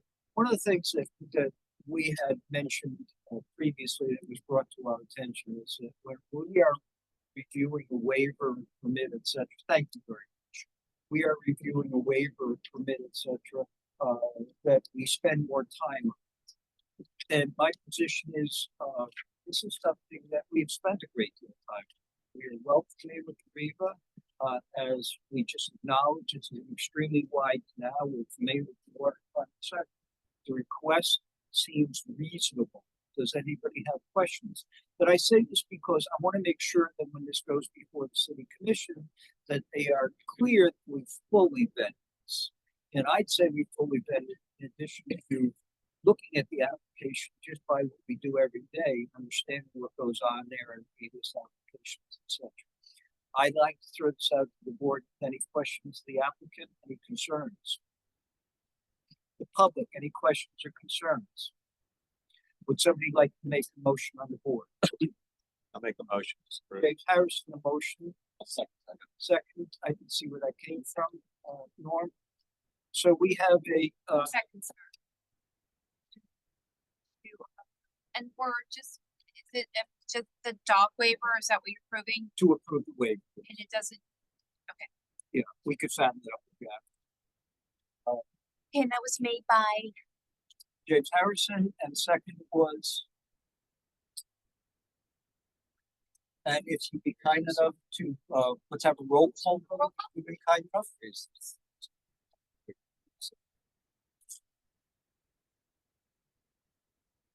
Mr. Walker, Yes. Mr. Washington, Yes. Mr. Dunbar, Yes. Mr. Swindell, Yes. Mr. Petlock, Yes. Mr. Brunel, Yes. Mr. Lynch. Ms. Swindell, Get to vote twice. I'm sorry. Cool. Feels like I've said this twice. Annexation. Yes. We're up and Mr. Flanagan, Yes. let me go back here. Miss Norvell, Yes. Mr. Franks,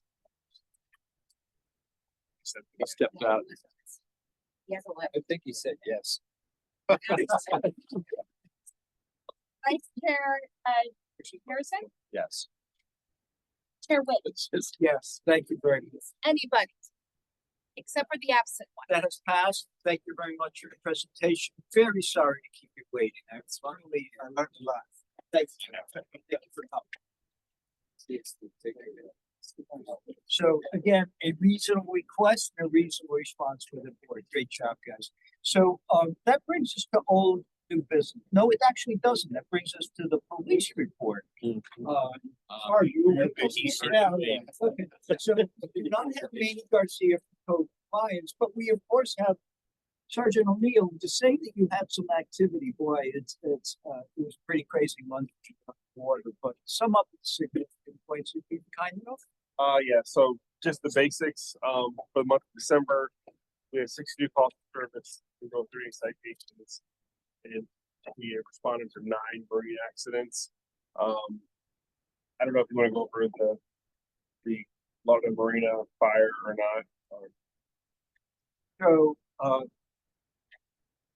I'm not gonna play this. Brought the video, as you folks are aware, they both blew up at the Lauderdale Marina recently.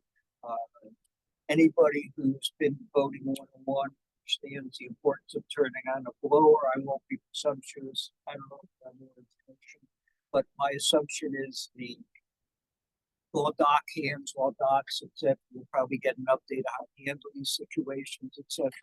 I've talked about halon systems, etc. because and never mind the fact that I have a big issue with the fact that the public is allowed to walk around those docks like that if you got a boat.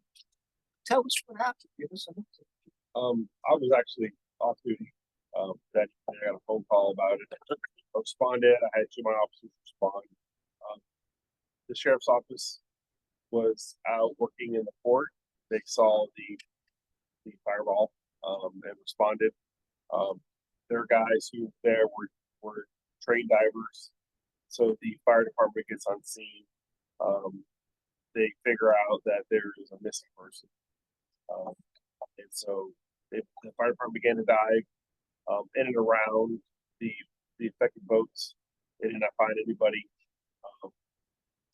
People on one of the yacht's dock said they thought they saw somebody swimming in the waterway. So the sheriff's department, to myself, the incident commander, the fire chief, on scene, asked the sheriff's office to dive, and they were already at scene. And they go. Then after about 30 minutes, they found the gentleman in the area where the people on the yacht said they thought they saw him go under. Unfortunately, you said it was fueling, and then no blower, and then starting your engines. And that's actually the second one in 2 weeks. 2 weeks. That happened. The first one, luckily, no one was injured. I mean, I think beyond an industry change in certain things, like I think it would behoove these marinas. They all have deck hands on there to import motors to have those deck hands say, hey, turn your blower on, make sure your blower on before you start your engine. Just a quick reminder. Because sometimes it may not be negligence, it may just be just a brain fart, and could have severe consequences like it did. Tough situation, but FWC handled, since there was a death involved, normally voting death. FWC will handle that investigation, which they did. They contacted a couple investigators who responded that night and took over the investigation. So does that mean that the PD changes protocol or any way you judge marinas? How you I mean, we hold this. If FWC agrees to take it, and they don't have to take it, but we just hold the scene. Once the rescue point is done, we'll hold the scene for them, and then they come and try to make sure we have good witnesses and things like that so they can interview everybody. So you had New Year's, you had Christmas, nothing over. It was all good. Yeah, everything went well as well as it could go. It went. Anybody have questions for Sergeant? Thank you very much, Sergeant. That is going to bring us to old and new business, if I'm doing this correctly. Now, I'm going to preface this by saying we're all tired. We all want to go home. But Bob Franks has done an immeasurable amount of work on New River and working with the bathymetric study, etc. Bob had sent over through Andrew a very comprehensive presentation and include 48 slides and et cetera. We be here till the morning, and you're not going to be happy with any of this. But so Bob had closed it down to about a dozen slides. I want to be very, very respectful of the work you're going to put into this. And I know we want to leave. So Bob, I'm going to ask you to abbreviate it, go through it quickly, and we will email everybody with your permission. But this is how this starts to give you an idea of what Bob has worked on. Bob, I'm going to toss the floor to you. Okay, very good. Yeah. Well, a couple of things. This has got ultimate responsibility for regulating safe navigation of the channel of the river that extends the whole river. The New River Federal Navigation Channel has a design width of 100 feet and wider where required for safe navigation, extreme bends, wiggles, along Florida, places like that. There's 6 bridges on the New River. They have design width of 60 feet. This is going to allow vessels and barges 50 feet wide, 550 feet long, and length of transit. So that is the design width to accommodate these types of vessels, whether they're barges, boats, or 2 boats going in opposing directions. Andrew, correct me on this. I think the current code for docks allows docks to be built up to 25 feet from property lines without a waiver, and vessels docking the river can extend up to 30% of the width of the waterway. So there's a couple of factors and things just to keep in mind. Okay, next slide. Okay, Jonathan Lipscomb had a question here about a year ago. Said, well, where is the channel? All right. If you want to figure out navigation, where is actually the channel? So the city funded a survey to be done all the way up the river. And this was one of the slides from that. What's kind of important here is this, the width of the channel is 100 feet. You got the center, you got this called design toe. So this is actually the edge of the design of the channel right here. This also a dotted line, so to speak, right there. This, of course, is all of the sandbar. So you can see that there's a pretty good room here. Oops, yes. How do you get back? I'm sorry, it's okay. There's pretty good distance here between the channel and the properties over there. So this is a 100-foot channel. All right, next one. All right, some of you will recognize this. We have the tunnel right over here.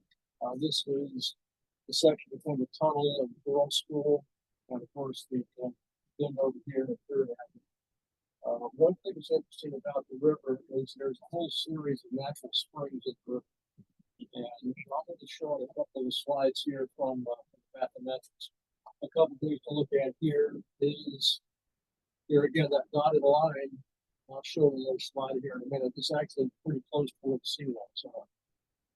But there's your mathematics. At some point, when you look at that, get an idea of where the depths are in terms of navigation investments. That's something that's done. Our next one. Okay, here's another view from Google Earth. What I did is I took the toe of the channel here and put them here in the yellow lines. These yellow lines are actually from that survey. So if you see what the toe of the channel is, the yellow line. Okay, we've got the tunnel right here. We've got the carry beam right over here. You can, this width of the river here is measured from the outside of Secret Box. So you can see it, we're looking at 100 feet wide, 109 feet wide, 110 feet, 130. You got the girls' school over here. What makes this really difficult coming in here is typically you've always got this boat here. Sometimes it's all aligned with the ice. Sometimes you get the catamaran boats that double park over here. That makes it really kind of tough. And when you've got something big coming around here, that makes it really tough. This is one of the areas I call a special navigation area to look at.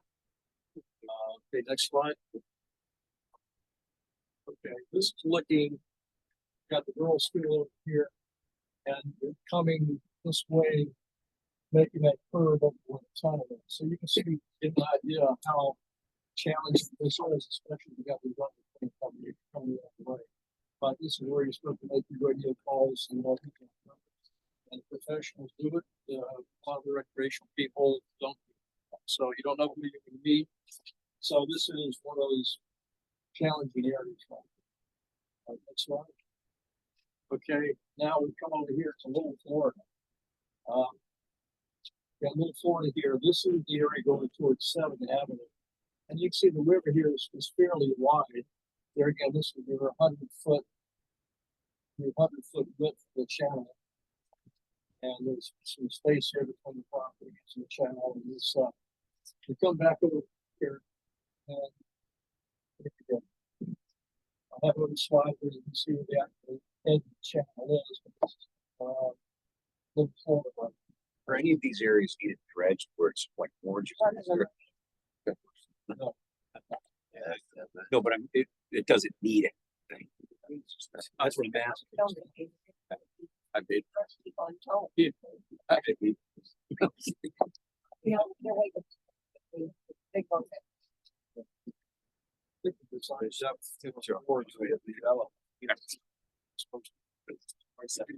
slide. Or again, now here again, this the yellow is showing the total channel. The actual channel is right along the seawall right here, pretty close, all the way around Little Florida. This is the designated channel. We got a little bit of space over here. So I know some babies coming around, they got an angle around over here. There's a swing over here. You need all that swing to get around. They don't give a shit. Unless they another saying the same area that you're saying that turn is only here again. Here's the outside in. That spot, by the way, that was mentioned where they want to put a 25-foot observation for bonds.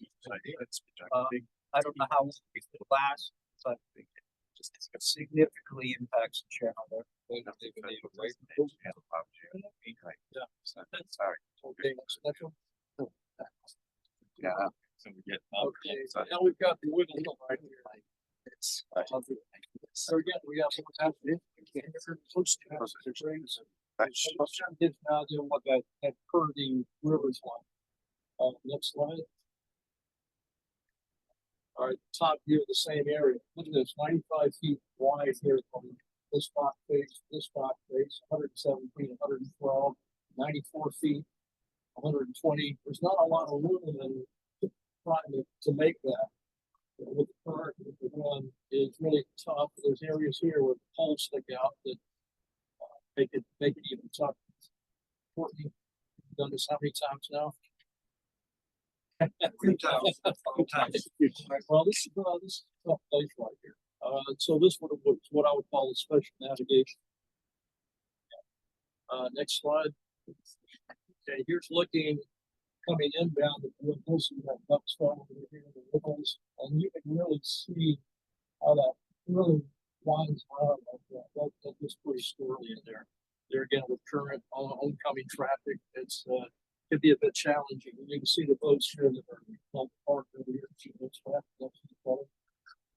That makes it always a bit of a challenge going up the river, especially when you get all the currents going through. Next slide, and this may be the last one. This is the Davie Boulevard Bridge. You can see the wiggles there again. That should be a special navigation area. This is a little tricky here in this area. There's always a yacht over here. There's almost always a yacht over here. Sometimes boats over here. Double park makes it really tough. Now, the thing is here, outbound current going out like this. Not only going this way, it's also going this way. So if you got a barge or boat coming this way, you're getting pushed over there, you gotta make that west side. Yeah. And you gotta swing around and see what kind of boats you around here. So there are a number of areas here that are real tight that need to be looked at. If you say, all right, hey, you still hit fill out some 25 feet up, 5 feet up, get to go 30% out, 30% out. It's a hazard navigation. It's got to be looked at. We've got to come up with some solutions. I'm going to leave it in that. I just want to make sure you guys get a better idea of it, and it'll be for continuing discussion. So There are numerous slides about the make that available. This is tremendous stuff. So when you have 90-foot width, you don't have 90-foot width. You have a boat here that has at least 20-foot beam. And then again, as our dear friend Norbert said, boats have gotten bigger. We know the boats have gotten beamier, et cetera. So yeah, this is great ammunition. I'm glad that Kevin chimed in. I'm glad that MIS joined in, and I'm glad that Ben and Chip got to hear this because we got a real issue. So we're going to revisit it. So thank you very much, Bob. Bob spent an immeasurable amount of time. So kudos to Bob. I mean, you know, with that said, old new business, whatever. I think we've covered a lot. I want to be sensitive to time. I want to be really thankful again to Kelly joining us, Courtney Day joining us, other folks have left. These are the guys that are the lifeblood of our water fund, and so it means a great deal. We have great partners, and working together with MIA and local guys, so we're going to make things happen. So thank you all for joining us.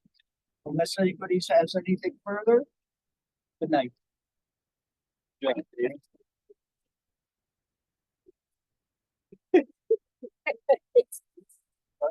was a 20.